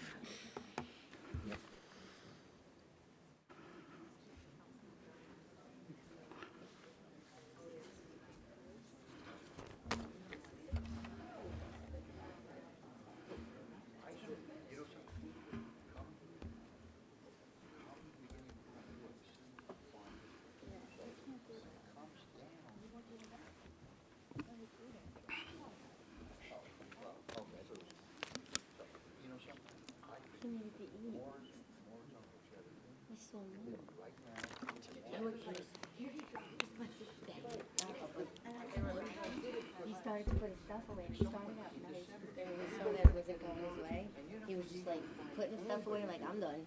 You know? Oh, Missed out. you be happy. This is a very well-done city building. It is. It's a nice building. Building that I work in, you could hear everything. Oh, really? All right. Maynard is back, and Jose is.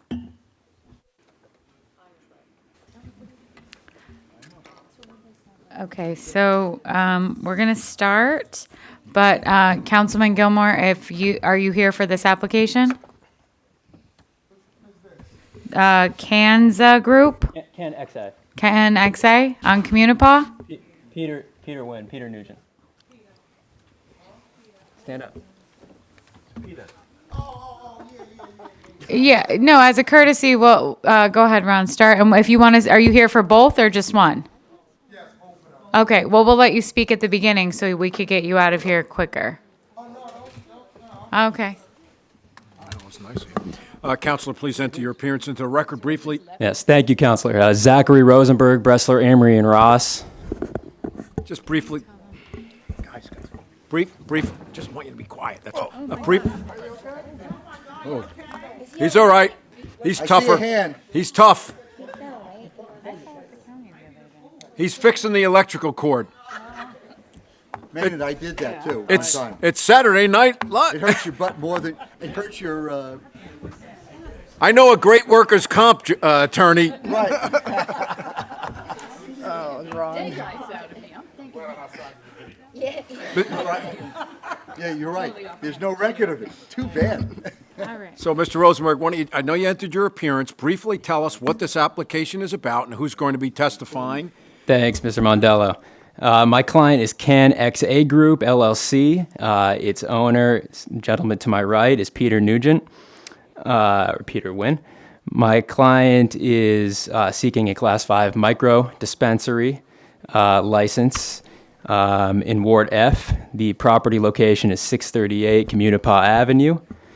Peter is a Jersey City resident. He actually lives in the building directly behind where the proposed location is.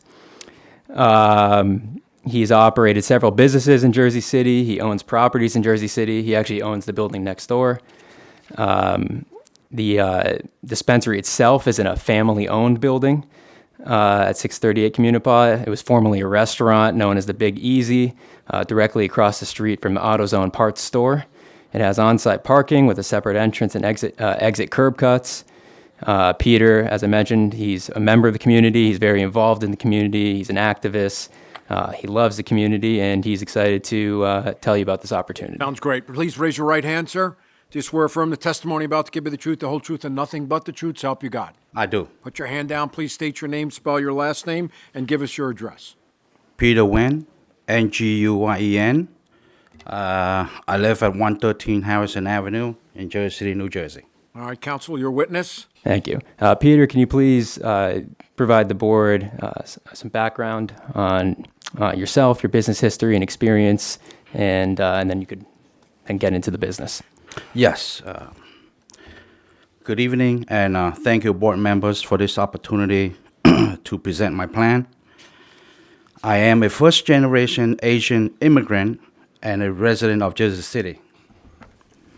I have owned and operated numerous businesses and properties here in Jersey City. I am excited for the opportunity to open another small business, hire local employees, and make a community economic social impact. I now will summarize my plan and will talk about my background and business history.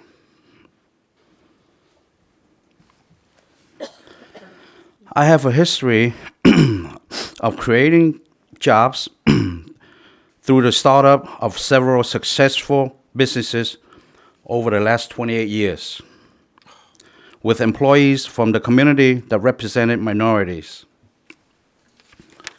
I have helped people process and understand discrimination by sharing my own experiences that I have encountered throughout my life. Also, my active participation in multiple charity outreach programs since the mid-90s gave me opportunities to help and encourage those struggling and in need. I started working to support my family in 1994 and had to drop out of college. I started as a helper and worked my way up to manager of a supermarket and was responsible for a wide range of business duties: employee management, inventory. In 1995, my family and I purchased a laundromat here in Jersey City, and I was the primary manager. We had a diverse workforce and used primarily minority vendors.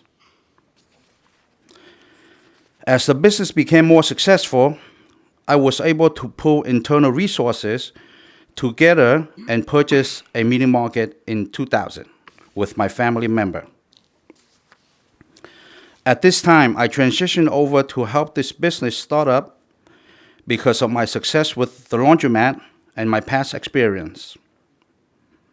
Once again, I was tasked with a wide range of duties, actively recruited and managed employees from diverse backgrounds in sales, inventory management, vendor agreement, and others. In 2006, I opened a sport bar called JP Bar and Grill on Mallory Avenue. And then a restaurant in 2012 called The Big Easy on Community Park Avenue. It has not been easy, and I know how to persevere, succeed, and overcome prejudices. The Big Easy was started in early 2012 and sold in late 2015. When the pandemic hit, the business was hit hard, and we gave rent concession to the tenant in order to save the business. Eventually, the restaurant could not survive, and the tenant still owe us 8 months of rent. So now I'm using this location for for the retail dispensary. Now I'm gonna go into some details about my community impact plan. I've met up with Councilman Frank Gilmore and his staff, solicited their input on my plan, making a community impact and hiring local employees. I plan on hiring 8 to 10, and I will be the initial manager.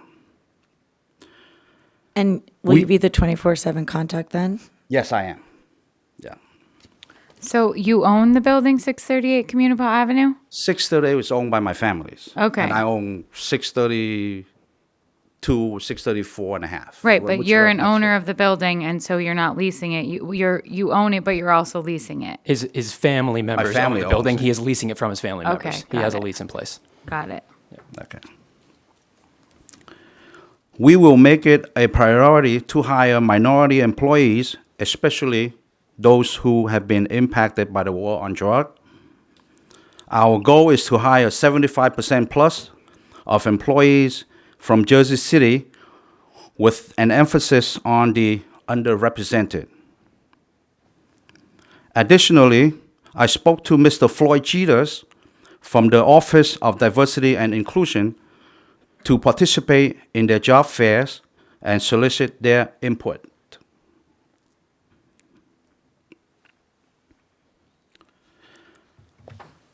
Our community participation fund on the business is 1% gross revenues, or $15,000.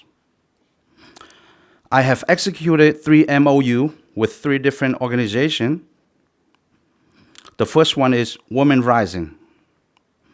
I was introduced to Sister Roseanne Mazzeo by a good friend, and I had a privilege to sit down with Sister Roseanne and listen to her about her organization. Second is Haven Adolescent Community Respite Center. I had a long, interesting conversation with the director, Keith Dent. Last but not least, Community Treasure. It's right around on Monticello, very close to the site. Director Tina No is a caring and loving individual, which I have a pleasure to work with. Next topic I will talk about is my past community participation.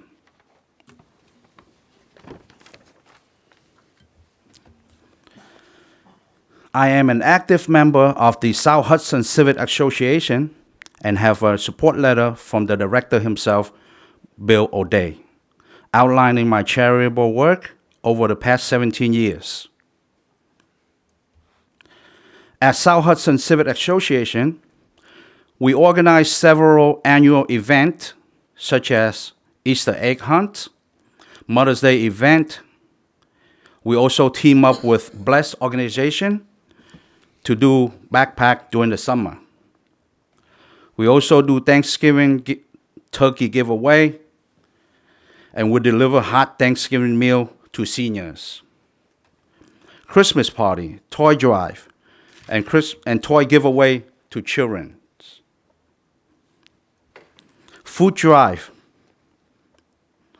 Food drive is very special because from the beginning of the pandemic, when everyone was frightened and scared to go out, we started the food delivery to seniors as they are the most vulnerable.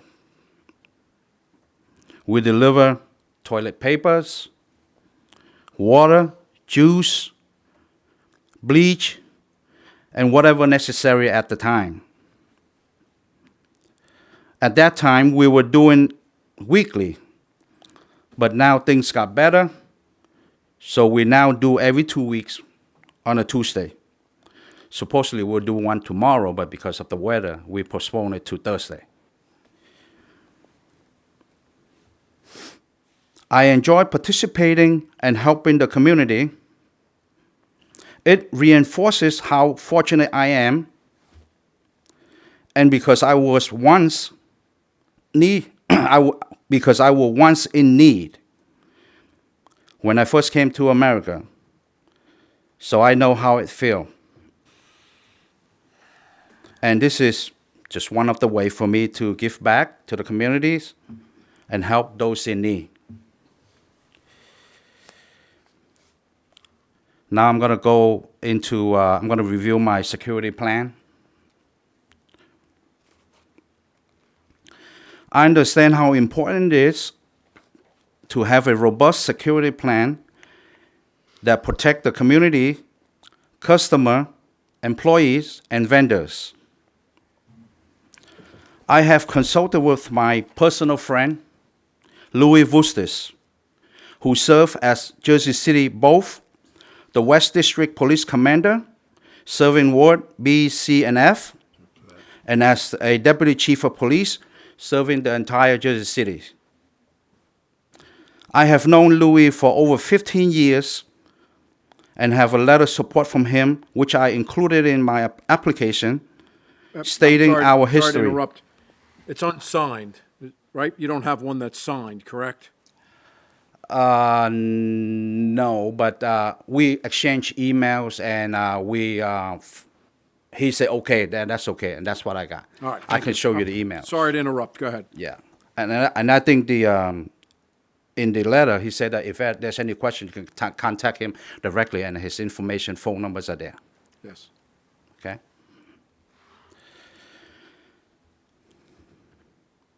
Louis promises me that he will help set up and put together a safe and sufficiency security plan.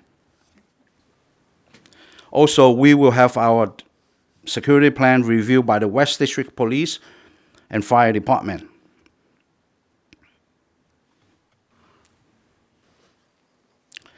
Next, I will review my operation of the dispensary.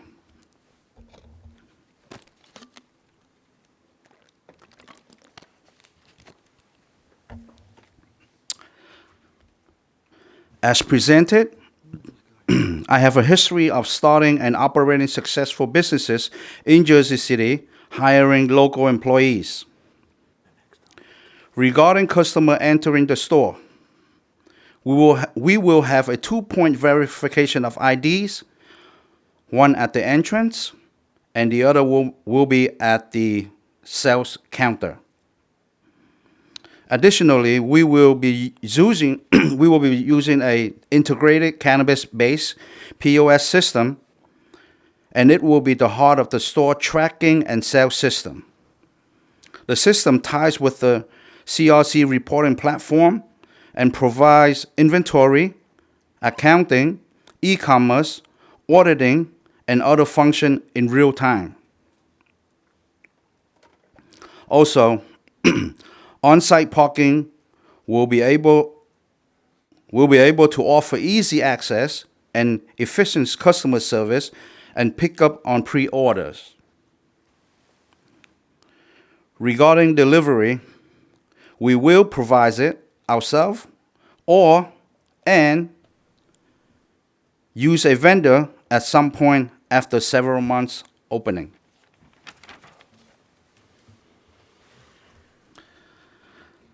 I have been learning and investigating the dispensary business for the past 4 years.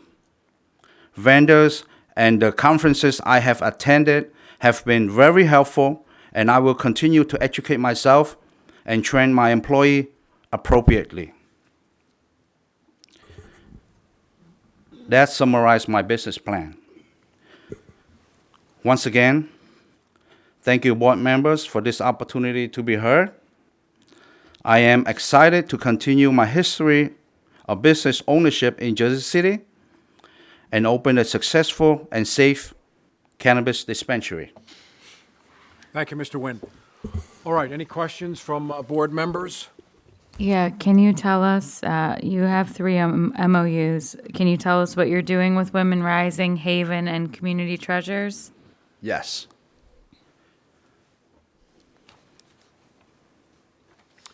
I'm sorry, the question was, can you tell us what you're doing with those 3 organizations that the chair just mentioned? Oh, okay, yes. Are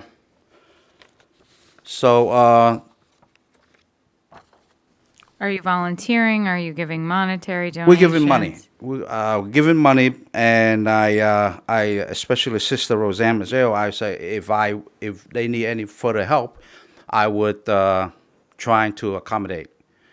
So each of the MOU, each of the organization, we offer $5,000 a year. Annually? Annually. Mm-hmm.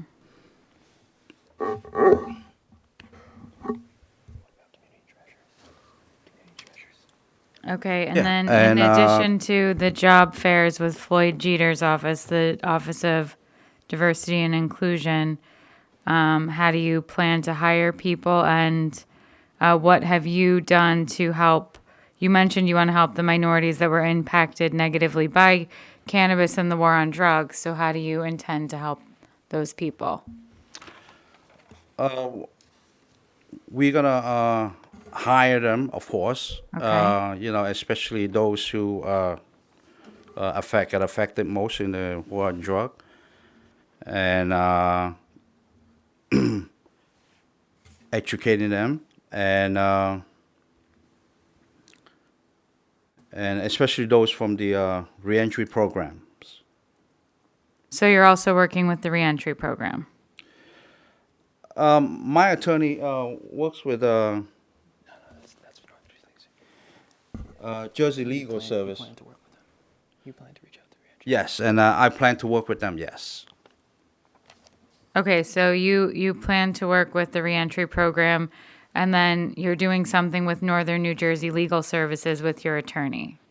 That relates to expungements and things of that nature, Okay. not so much on the hiring front.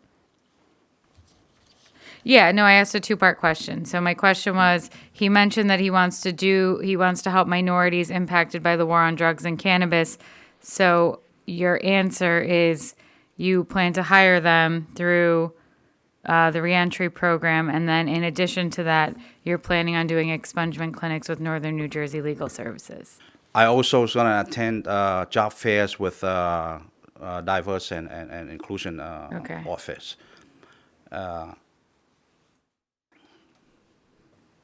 Okay. I have a question. Besides monetary donations to these different organizations, do you plan on volunteering any time, hosting any events, or partnering up with them to host any events? Like, can you elaborate a little further if that is something that you intend to do? Yes, and I had conversation with Tina. Tina knows, so the director from Community Treasure, that every event that she puts up, she will notify me, and then I will do what I can. Okay. Yes. So I think it was your application that I read that you're starting a fund, like you were planning to start like an actual fund in your, instead of just, I didn't read that as five, was that this one? Not starting a fund. We'll pledge to put 1% of our gross towards to give back to the community. Okay. I thought it was this. That was a previous, that was an application Yeah, that that was was. Yeah, I don't think it's tabled. this. So, That's the cream of the pot. Right. I believe. Yeah, that was. all right. How many employees are you going to have? I'm sorry? How many employees will you have? He can only have up to 10. It's Oh, a it's a micro micro? business. He said Okay. 8 to A micro. 10. He testified 8 to 10, yeah. How big is the space? The square footage? Roughly about 1,700.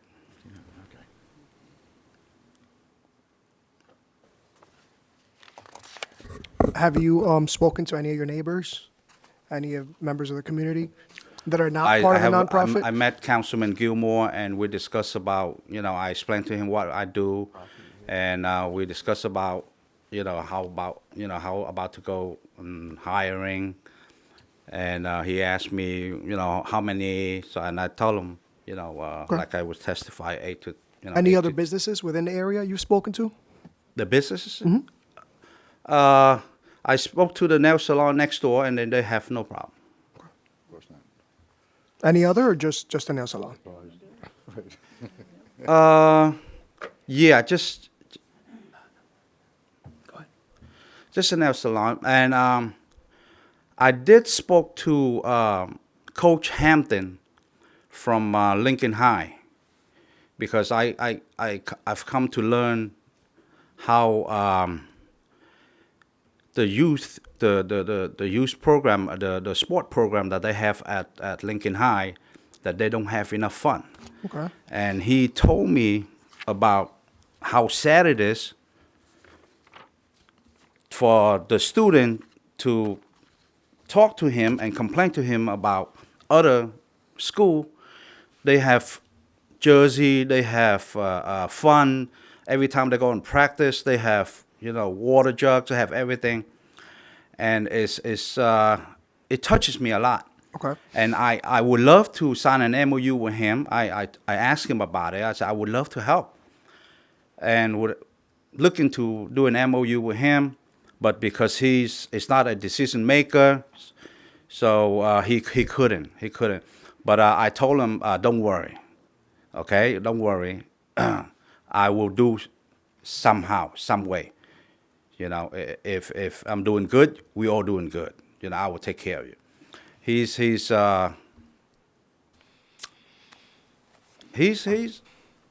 very, very touchy guy. So he literally, explained things to me in the way that he very, very deep, very touchy, and he say that if we have that fun, it will be so much help for the students.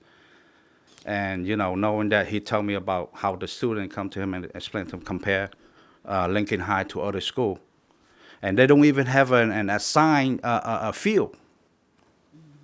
They don't. That's what he told me. Any other questions from? Yeah. from board members? So I'm just wondering, how, like, and maybe Director Woodson can share, how far is this technically from Lincoln? Because I know that we've gotten some. It's quite a ways. Okay, It's yeah. near, I feel like when I see it kind of goes this way, but it's closer to Bergen Avenue. Okay. Bergen. And On the it's Bergen Avenue just side. like basically the next The other strip side center. of AutoZone. Yes. Opposite, Yeah, yes. okay. Yeah. I'm thinking, oh God, this last Right. thing. Yeah. How'd you come up with the name? Does it mean anything? I'm sorry? How'd you come up with the name? Oh, cancer? Cancer in Vietnamese will be cannabis. Oh, okay. Now I know how to pronounce my client's name. Kansa. There you go. Okay. Sorry about that. Yeah. Any other questions from board members? I don't have any. Hearing none, seeing none. Any questions for Mr. Nguyen on his testimony from the public? Hearing none, seeing none. Any other witnesses? No witnesses. I believe we have some public commenters who would like to speak. Yeah, Councilman, you want to go first? I'm not setting the timer. Guess I'll try to kill two birds with one stone, because other people are next. Testing, there we go. Go ahead. Just Ready? so the stenographer has your name. Oh, Councilman Gilmore, Frank Gilmore. So about these two particular applicants, when we're talking about cannabis and dispensaries coming up, they check all the boxes. Individuals from in the community, individuals. The biggest, I guess, plus is either know the individual who own the property or own the property themselves, which is a great plus. And like they've went above and beyond what the MOU, still even outside of MOU, still trying to help. In particular, the next applicant, full disclosure, they've been Amar and Dave before Amar took over. They've been, as soon as they acquired that property, they've reached out to the immediate area, people from the area, because they wanted people from in the area to rent. And I'm like torn apart with this cannabis stuff. But for the sake of following the guidelines and minorities, local people, hiring affected communities, and really dealing with the organizations that need help, I think it's a step in the right direction. And from an economical standpoint, I've been advocating that we have more cannabis dispensaries in Ward F because I know the economical boom that it's going to bring. So when these entities are coming into the ward and they're hiring local and they're donating to local nonprofits and they're taking it a step further, I've seen some MOUs that essentially gave money. These are annual contributions, which are huge considering what these nonprofits do. So they check the box. So I'm endorsing both of these applicants for that reason. Thank you. Councilman? Thank you, Councilman. You've sat through this meeting, you've heard comments from, us, from residents. Could you please bring this back to the council? Yes. Because can I give an example? The example is to open a barber shop in this city. The ordinance is that you need to live in this city for a year, but it doesn't exist for other things. So I don't want to use their time as applicants to give our suggestions to Councilman Gilmore. So if you want to make suggestions, we can talk about it after and write them a letter. But I don't want to take up their time so that we can get to the next application. I just asked him, since he witnessed everything, to bring it back to the council. Yes. Thank you. All right, anyone else? Hearing none? Oh, come on up. All right, would you please raise your right hand? Do you swear or affirm the testimony about to give you the truth, the whole truth, and nothing but the truth to help you God? Yes. Okay, put your hand down. Please state your name, spell your last name, give us your address. Would you just speak into the mic, please? Thank you. Tina Knowles, N-A-L-L-S. It's not on. There you go. Tina Knowles, N-A-L-L-S. I live at 450 Martin Luther King Drive, right there on Oak and Union and Forest. I met Mr. Peters. He also dropped off clothes to me. I've been in the community for 20 years giving out free clothes in the community. I also was a teacher here in the community. And I think what they doing as bringing this type of dispensary in the community is good, because what it is, not only it help their family, it also help our community. I'm a nonprofit, don't get paid for nothing. I do this out my pocket with me and my family. And to see that they had to get an organization that been doing it in the community, I respect that. Just any development, anybody that coming into the community, they should find out what's going on in the community. They should find out what we need and what we could put back in the community. And to see that both of them reached out to me, that was a blessing, because I have been a nonprofit for 20 years and I have been doing so much in my community. I also work part-time for Education at Gilmore, so I do a lot of stuff inside of his office as bringing back, and they help me because I don't have enough money to do it. So any program I bring for free, sewing class, health class, mental class, any class, I reach out to them, and they the one who sponsor me as having food for the people, because remember, the people that come and get me for free clothes, they don't have money to do it. So they are the ones who actually really helping me. So I really appreciate y'all guys. Thank you. Thank you. Anyone else? Hearing none, seeing none, we'll close that public portion of the meeting. We'll turn it back to the dais. I'll make a motion To do what? to approve CCB 23-53, Can XA Group at 638 Communipore Avenue. Is there a second? I'll second the. Roll call. Chairperson Bunny, Yes. Vice Chair Cantorero, Aye. Commissioner Kaplowitz, Pleasure having an easy application and short. I Thank vote you. aye. Yeah, I try to keep it short. Commissioner Sloan, Yes. Commissioner Flanagan. Yes.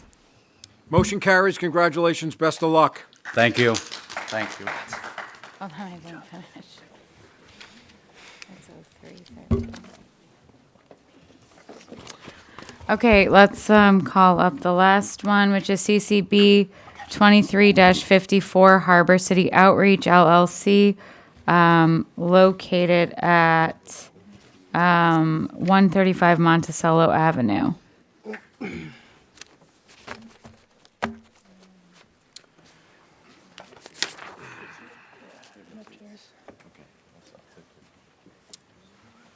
All right, Mr. Rosenberg, looks like you have double duty. Is that it? Why don't you, That's again, correct. enter your appearance into the record and briefly describe what the board's about to hear.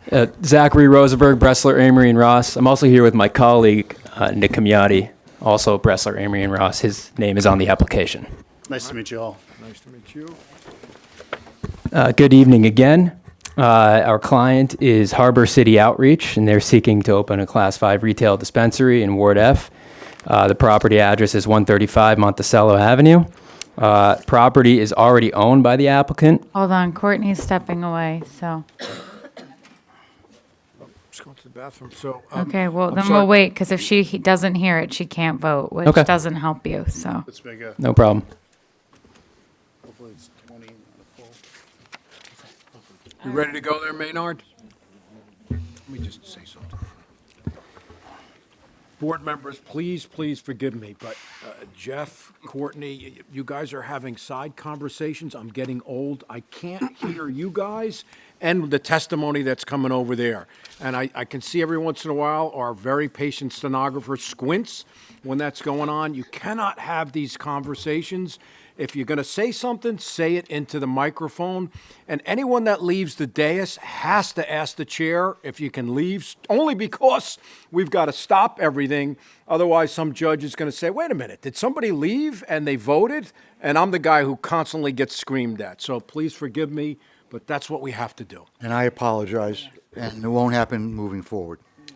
All right, Mr. Rosenberg, thank you. I appreciate that. Thank you, no problem. So the property is at 135 Monticello Avenue. It's already owned by the applicant. Standard or micro? This is standard. Okay. It's currently leased, as Councilman Gilmore said, to his educational center, Councilman Gilmore's educational center. The two gentlemen to my left and my right are the principals.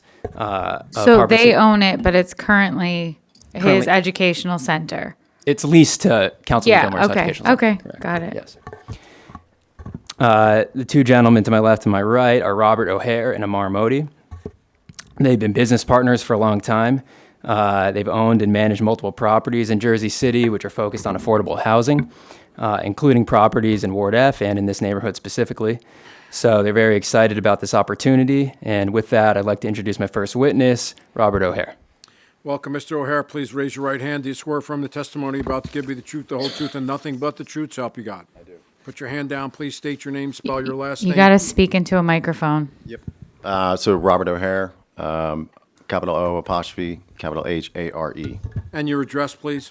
800 Harbor Boulevard, apartment 614C, Weehawken, New Jersey, 07086. Your witness, counselor. Thank you. Robert, can you just please give us a brief background about yourself and then get into the operations of the proposed dispensary? Sure. And before I do that, I just want to thank the board. I know this has been a long night, so we'll be brief and informative and try and get you through this process. I do want to thank some of the folks that helped us get to this position. Councilman Gilmore, he set up the meetings with Tina Knowles from Community Treasures, with Louis Spears from Kismet of Kings.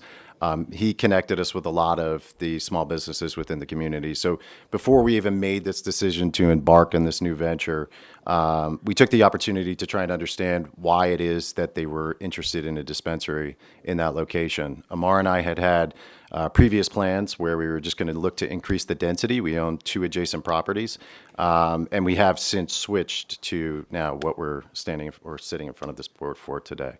So I just wanted to thank everybody, for their input and helping propel this for us. As I mentioned, my name is Robert O'Hare. I'm a co-founder of 2 organizations, Harbor City Outreach and Harbor City Investments. We've been in business now since 2017. The whole approach of our organization was to provide affordable housing within low-income areas and to change the aesthetic of the properties that we would purchase. So what I found in my own experience is that oftentimes in lower-income areas, the properties aren't up to code per se. It was never an issue for me to overcome, but I could imagine that for many it becomes a challenge. And so when I approached Amar in 2017 with this idea, it was to essentially revitalize the units themselves so that the tenants would have the opportunity to have a safe environment to come home to raise their families in, and whatever's going on outside in the community, it doesn't necessarily matter if you're providing a safe environment. So that's the genesis of where Harbor City Investments came about. The other component to that was that we were looking to provide a 24-hour service. Not that I can necessarily fix an issue, but that we were available 24 hours. Within 24 hours, and we would have a game plan if something should happen, if there was electrical issues, if there was a leak. And we've been able to, for 5 years or 6 years now, we've been able to actually meet that service level agreement that we try to provide our residents. So the majority of our tenants, I would say 85%, actually, partake in the Housing Choice Voucher Program, also known as Section 8. So we're very close with that organization. We understand the benefits that provides to the community members and the residents, helping, get them to that next step, right, so that they can do the things that they need to do, get to work, drop off their kids, et cetera. So we've also had to operate and improve our viability within the pandemic, as I think the last presenter also had challenges with. We were fortunate enough to be able to provide payment plans, to provide suspensions on any increases for 2 years. We had challenges with people not being able to pay, and as an organization, that's a risk that we take on. And so we've been able to provide favorable expectations to the parties that were in need most during the pandemic. Most of the properties that we've owned are in the Greenville area of Jersey City. So we've owned on Pam Rapo, on Gates Avenue, on Linden, as well as in the redevelopment zones, which we're talking about today. So we own 2 adjacent properties, 133 Monticello and 135 Monticello in the redevelopment zones. We recently just did a historic restoration on another property that we owned in Jersey Avenue. So we worked with the historic department to do a full restoration of the 1938 facade. as well as a full gut reno on that existing property. So we've had pretty extensive experience in real estate investment and development, across Jersey City. My roots in particular began over 100 years ago. So my grandparents immigrated here from Ireland in 1915. They landed on Neptune Avenue. That's where they raised their 6 kids. The youngest of those 6 kids was my father. My grandfather was, he was vice president of the Carpenters and Millwrights Union. So, he's worked, he's earned the respect of his peers, and he was able to propel, his career, even though he didn't really have anything coming off of, the boat from Ireland. My father spent, did all of his schooling here in Jersey City. He attended Snyder High School. He served his time in the military during the Vietnam War and then came back and actually, earned a double major degree from St. Peter's College, attending night school within 5 years. So we have long roots within this community. Actually, 2 of my siblings were born and lived in the Jersey City area for some time. My younger brother actually started his career at the American Can Company, so Canco Lofts. He started sweeping floors, and he was working for a friend of mine who was the supervisor on that project. He later continued his career in construction, and he's now a supervisor on his own, projects in New York City. But that's actually where he started. So. I'll probably hand this over to Amar, but Amar's been a 19-year resident in Jersey City and a realtor as well, but I'll let him, talk to his background. All right, do board members have any questions for Mr. O'Hara on his testimony thus far? Hearing none, seeing none. Members of the public, questions only? Hearing none, seeing none, please raise your right hand. Do you swear affirm the testimony about to give you the truth, the whole truth, and nothing but the truth to help you God? I do. Put your hand down, please state your name, spell your last name, and give us your address. Amar Modi, M-O-D-Y, 629 Norwood Drive, Westfield, New Jersey.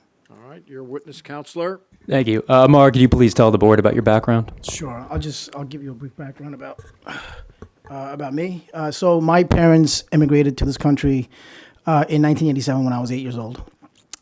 We landed in a small little town outside of Princeton called Plainsboro, New Jersey. I was one of 5 Indian families in the entire town at that time. We moved in directly across the street from Rob's parents' house, and that's how I met him. Shortly after, I went to college in Manhattan. I graduated with a bachelor's degree in finance from Baruch College. Late 2002, I moved to Jersey City. I lived in Jersey City up until 2021, where about a year and a half ago we moved to Westfield, New Jersey. I have been an active real estate agent in Jersey City, specializing in residential and commercial sales for the past 14 years. I've had the pleasure of working with a lot of builders and developers in Jersey City on new construction projects, advising them on certain redevelopment areas, guiding them, working with the Planning Board in Jersey City, Zoning Board in Jersey City, the Historical Preservation Society. So I've been pretty grounded in Jersey City. I actually spend more time in Jersey City than I do in Westfield. My office is in Jersey City. I have immediate family members that live in Jersey City, and we own multiple properties in Jersey City as well.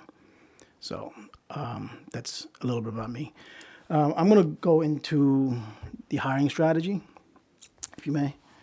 So Harbor City intends to create several well-paying and gainful positions within the organization. We will seek out applicants that are not only qualified and experienced, but those that share Harbor City's customer and community service focused values. We expect to create 18 full-time positions. The company is absolutely committed to hiring a diverse workforce exclusively from local Jersey City residents and providing a benefit to those individuals through compensation, employment benefits, training, and professional development. As it's difficult to predict exactly who will apply for open positions and what their backgrounds will be, an emphasis will be placed on giving priority hiring to candidates with a social equity status. Our intention is to reach a goal of 51% of the entire staff made up from social equity individuals, and an ultimate goal of having 100% of the entire staff made up of Jersey City residents, most likely from the surrounding neighborhoods. We will also connect with reentry programs to ensure that Harbor City job openings are being shared with qualified applicants who are coming home and in need of gainful employment. We plan to specifically recruit from a pool of reentry citizens that were affected by the war on drugs. In order to employ a diverse workforce and increase the chances of social equity in minority applicants, we will work to identify organizations and programs that may be willing to share job postings with diverse candidate pools.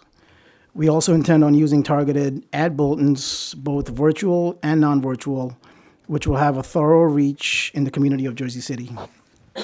Additionally, we will also offer an incentive program for existing employees to make referrals of qualified candidates for any open positions we have at the time. Harbor City does plan on hiring employees prior to opening, and then we will scale up hiring accordingly to meet demand. All new hires will be on a probationary basis until they complete a comprehensive training program. In addition to the onboarding program, we will also have ongoing training, which will require all employees to receive at least 8 hours of training annually. This is simply to keep the employees updated on any new laws, regulations, and new product education. In order to continue the ongoing community outreach efforts, Harbor City will seek out a full-time community engagement coordinator position within the organization. This role will manage outreach efforts within Jersey City and the neighboring communities. This position will include managing internal fundraising goals, coordinating volunteer activities with other community groups, and keeping the Harbor City staff updated and informed on these efforts so they can be shared in the store and carried out to represent the Harbor City brand within the community. With regards to wages, as per our hiring forecast submitted with the application, the company expects that no employee will make less than $19 an hour, and the average hourly wage will be approximately $29 an hour across all positions. I have nothing further for Amar. All right. Have we gotten into community impact and all that other stuff, or are we flipping back and forth? Robert's going to speak on community impact and operations. Who's the 24-hour contact, just so I can write it down? It's going to be Robert. Robert, okay. Go ahead, Mr. O'Hare. So essentially, we have three goals. First goal being involvement as a trusted community partner. We feel that we've done in part just by being owners of the properties for the past 5 years, done what we could do from a real estate perspective. We feel like this opportunity and having the conversations with the groups that we spoke to gives us a much broader opportunity. Amar talked to the number of new jobs that we would create. That's going to create a local economy and a local stimulus. It's going to help that community. It's going to help revitalize Monticello Avenue. And we're looking to become more of a involved community partner rather than just making donations. We want to be able to have quarterly meetings with local school officials, local community leaders, host annual food drives, annual cleanups, job fairs, etc. Goal 2 would be to serve the disproportionately impacted Black and Brown community. We have an opportunity to do that. So, with what we're going to be able to achieve, not just from a aesthetic perspective on the community, where we are committing to tearing down the existing dwelling. It's sort of a dilapidated building. We have within the business plan completely new plans to rebuild from the ground up. You're good. It's only one story now, right? It's 3 stories. It's 3 Oh, stories, it's 3 yeah. stories. Okay. For some reason, I thought it was one. 4 floors? 3 or 4. 3 or 4. I'm Three, not sure yet. yeah. We're going to take advantage of the as of right, so whatever that is. So it'll be ground floor retail. How many apartments are above? Right now, there's 1 retail store and 2 apartments above. We're in the Jackson Hill redevelopment zone, so we're not seeking any variances or anything like that. We're just going to go as of right. The dispensary is going to be 2 floors. And then we may go 1 story of residential or 2 stories of residential. It all depends. So once you get approval Right. from the state, you'll knock the building down and build new. Correct. And then So we had, I'm sorry. Go ahead. So we had plans on revitalizing the 2 buildings that we own, Right. as Rob mentioned earlier. But since we had that opportunity to, pursue this, we decided to, we were going to give back to the community anyway as far as revitalizing those two properties. We're just going to give it in a different scenario now. That's all. Good for you. And Question, we've also, agreed. Oh, I'm sorry. Sorry to interrupt you. Will you give preference to those tenants that are currently there? I'm Is that sorry. would you give preference to those tenants that are currently there? We have a vacancy right We have now. Oh, they're vacancies. both vacant. In 135, we yeah, have gotcha. vacancies. Yeah, So the tenants have moved out on their own accord. Gotcha. Okay. we have agreed as an organization to, if we get the approval process and we're able to, get through the entire process and we start building, that we're committed to also taking down 133. It's a fairly old building. Obviously, we would have to wait for vacancies, but if we were to displace people, Amar's a realtor, we've been in that situation before where we can, make that pretty seamless for the existing tenants. So just as an example, one of our tenants in 133, he's handicapped and he can't climb stairs. But before we bought the building, he was an existing tenant and he lives on the top floor. And I'm actually working with him right now. He's asked me to help him look for a place in Camden for him where his family is, because he wants to go closer to where his family is. He's an elderly gentleman and he wants to be close to his family. So I'm working hand in hand with him right now just to help him get down to Camden as soon as possible. So I'm assuming that if you get past us and you go to the planning board, your planning board application's not just going to be for the cannabis, it's going to be for the development of the property. Correct. Correct, yeah. Smart. And then Goal 3 is essentially to benefit the reentry program. We understand the effects that this has had on a lot of the communities, lower income communities, black and brown, based on the war on drugs. And so we're going to participate in the New Jersey Reentry Corporation, run incentives, such as relief drives, jobs fairs, et cetera. All right. Is that the extent of the testimony, Mr. Rosenberg? I just wanted to thank one other person, Markia Starks. So a gentleman made a comment earlier that he couldn't get information. We got nothing but responsive information from her during this entire process. So thank you, Markia.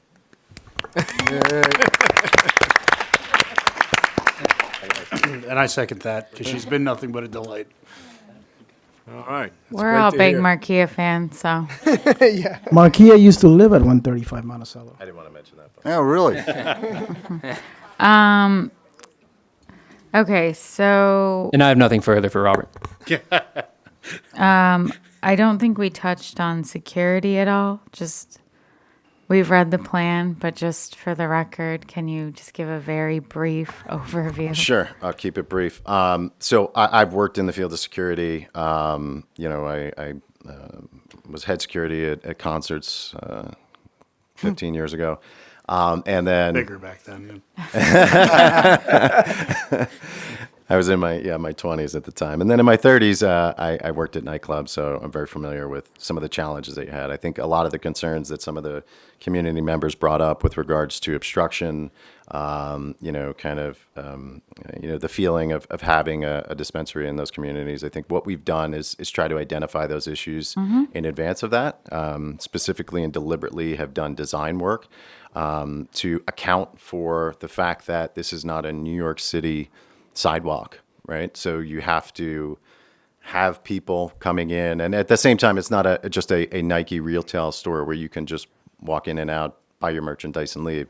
And so a lot of the things that we've done, if you've looked at the plan, is very deliberate on crowd control, providing lines, and assuming and hoping that we will have a large Jeff's number a of big people fan wanting of the to. buzzers, so What's that? Jeff likes the restaurant buzzers. The restaurant buzzers. Yeah. We could certainly have that conversation. So Connor Yost, he's one of our consultants. He works on our team and owns a dispensary up in Maine. So I've worked very closely with Connor. I've traveled. You own a dispensary in Maine?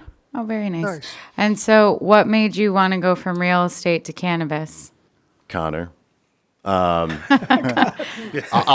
have great appreciation for honest answers. In all transparency, my partner Amar brought it to me, and I was a little apprehensive for a number of reasons. Anytime we embark in new ventures, I like to understand everything about the business, and it's very difficult. It wasn't legal in New Jersey, so my first thought was, well, this doesn't necessarily make sense for our business plan. I reached out to another family friend who happens to also be our attorney, Nick Hamiati, and I knew that he had formed the division within his firm around cannabis, so I could get some free advice. I don't think he ever charged me for that consultation. But what he did was give me a strong understanding. Don't of- worry. Don't worry. After a very Somehow you've made it even, I'm sure. That's the what? after a very expensive dinner in Manhattan for these two, that's when we decided to go pursue cannabis. I think the second group that went made up for the number of lost hours, so Nick will be happy. I won't be as happy when I get my invoice. But so Nick decided to put me in touch with Connor because, I think what Amar and I are great at is, we don't know what we don't know.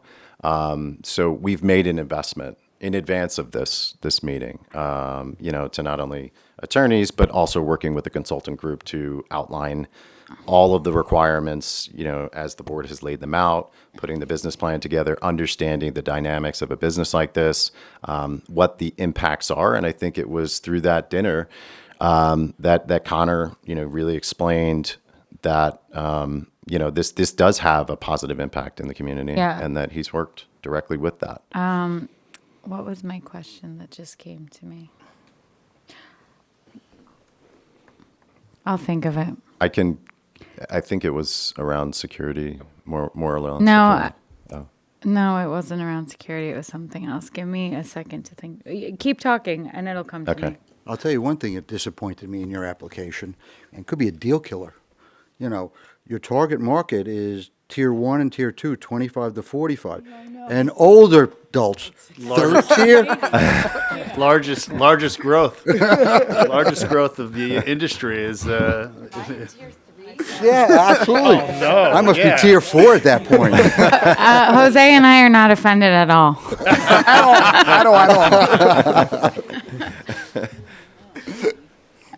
All right, any other questions from, I have a question. I just have to think of what it was. Well, our plan was to make sure that and I know I'm not. Oh, I know what it was. Expungements. Are you guys working? That's a big thing that the council's concerned about, is helping expunge some of the records for the people in the city who were negatively impacted or wrongfully convicted. Are you guys? I assume you're working with Northern New Jersey Legal Services. We'll help. Do you want to answer that, or do I? You can answer it. What was it? They plan to work with us, and I personally, Yeah, and so my in a firm year has when you come back, has a and I relationship won't with- be here, but Jose will, you can tell him about all the expungements that you did. Yeah, I plan to include Harbor City along with all of our other clients in expungement clinics that we plan to run and become very involved with Northern New Jersey Legal Services, specifically the Jersey City location. we have more expungement clinics than we have people that need expungements. Yeah, that's. No, there's a lot. Better than not having any, I guess. I think that's the goal. Yeah, I think the goal is also to help people expunge their records of other things, not just necessarily cannabis. But we talk about cannabis because that's what we're here for. Yeah. Okay. Does anyone else have any other questions, or can we move to the public portion? Yes. All right, let's start out. Does anyone have any questions on the testimony thus far? Hearing none, seeing none. Any members of the public wish to comment either for or against this application? Tina, you can come up. Yeah, sure. We want to hear what? Frank Gilmore already spoke. I'm willing to guess that you have a labor peace agreement with my favorite commentator, Hugh Giordano, because otherwise he wouldn't be here still. Yes. Go ahead, just state your name. You remain sworn. Yes, Tina Knowles, Nalls, Knowles. Again, my main thing, everyone know, me in Jersey City, is community. And to see that they really did, the information came to me, talk to the people that I give out the clothes to, interact with the people, wasn't scared to be around them. I'm definitely will to help anybody that's willing to come and be in my community, especially where I live at, and that we need to upgrade where I live at in Ward F. So I definitely appreciate them. And again, I thank y'all for taking out the time to listen to them, and also for them letting them pick different organizations, especially my organization. Thank you. Thank you, Tina. Hugh, I think you're the last speaker of the night.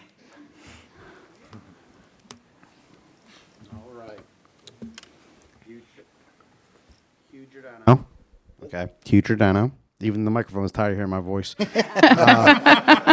UFCW. The one thing that, again, that I hope you heard, that I heard, was that Mr. O'Hara spoke about his grandfather and spoke about when he came over what a union job did for him and his family, and look where he is today because of his grandfather's hard work and the union pension and union benefits. The other thing you heard was those wages. Mm-hmm. You know, those are union wages.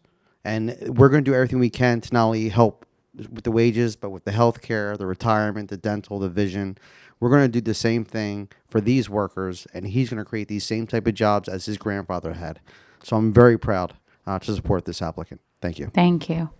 Thank you. Okay, so is there anyone else that would like to make a comment? Comments only? You get 3 minutes? No? Okay. Then I would like to make a motion to approve. I'll second. I think that this would be very good for Monticello. I think that it's great that you're already in the community, so you understand what you're getting into, and I think that's what we need more of, is people who actually understand Jersey City and have been a part of Jersey City. So, as you may have heard, I am not the biggest fan of people coming here just to get these licenses, but people who actually are invested in the community. So I make a motion to approve. I think I heard Jose second, so Roll call. Chairperson Boney, yes. Vice Chair Cantorero, Aye. And I also want to say thank you for coming to Ward F. And thank you for coming to this neighborhood. Thank you. Commissioner Kaplowitz, I wish you all the success. I think you guys will do great there. I vote aye. Commissioner Sloan, I vote aye, and congratulations. Good luck with everything. Commissioner Flanagan. Aye. Motion carries. Best of luck. Congratulations. And Thank thank you, you for being Councilman. nice Thank to you, Board. Marquia. Marquia works very hard. Thank you all for so much. Yes, have a good night. All right, can we approve, I don't think we have any other business. Can we just approve the, The resolutions? Yeah. yeah. I've got it on here. I mean, the ones we did tonight. No, we're just approving, we are trying to approve them the same night. Yeah, that's what I'm saying. Yeah, no, he doesn't send them in advance. I did. I didn't have the time. It's the same pretty much form. Yeah. I just thought I missed something because I was like, Okay. I've already Go forgotten. ahead. Let's see. Okay, so just recently, the Harbor City No, the outreach. first one, let's just do it in order. Garden, CCB 23-47 Garden State Green LLC, motion to approve. All right, it's the standard resolution. I know that Stacy recused herself, so is there a motion to memorialize? motion. Oh, sorry. No, I didn't. Oh. I asked for a motion. Okay, so we've got it from Jose. Is there a second? Second. All right, all in favor with the exception of, Aye. Aye. Aye. okay. Forget the motion to deny. I have Yeah, to we draft gotta, he's that. gotta write that. So the next one would be, CCB 23-53 Kanza Group LLC at 638 Communipaw Avenue. Is there a motion to approve? Yes, motion. Is there a second? Second. All in favor? Aye. Because everybody voted. And then finally, this one, the Harbor City outreach. Yeah, CCB 23-54 Harbor City Outreach LLC at 135 Monticello Avenue. Oh, no, that's right. I left for the green ashram. Right. Is there a motion? Yes, motion. Second. All Okay. in favor? Aye. Aye. Okay, All right, thank- motion to adjourn? Motion. Yes, second. Thank you.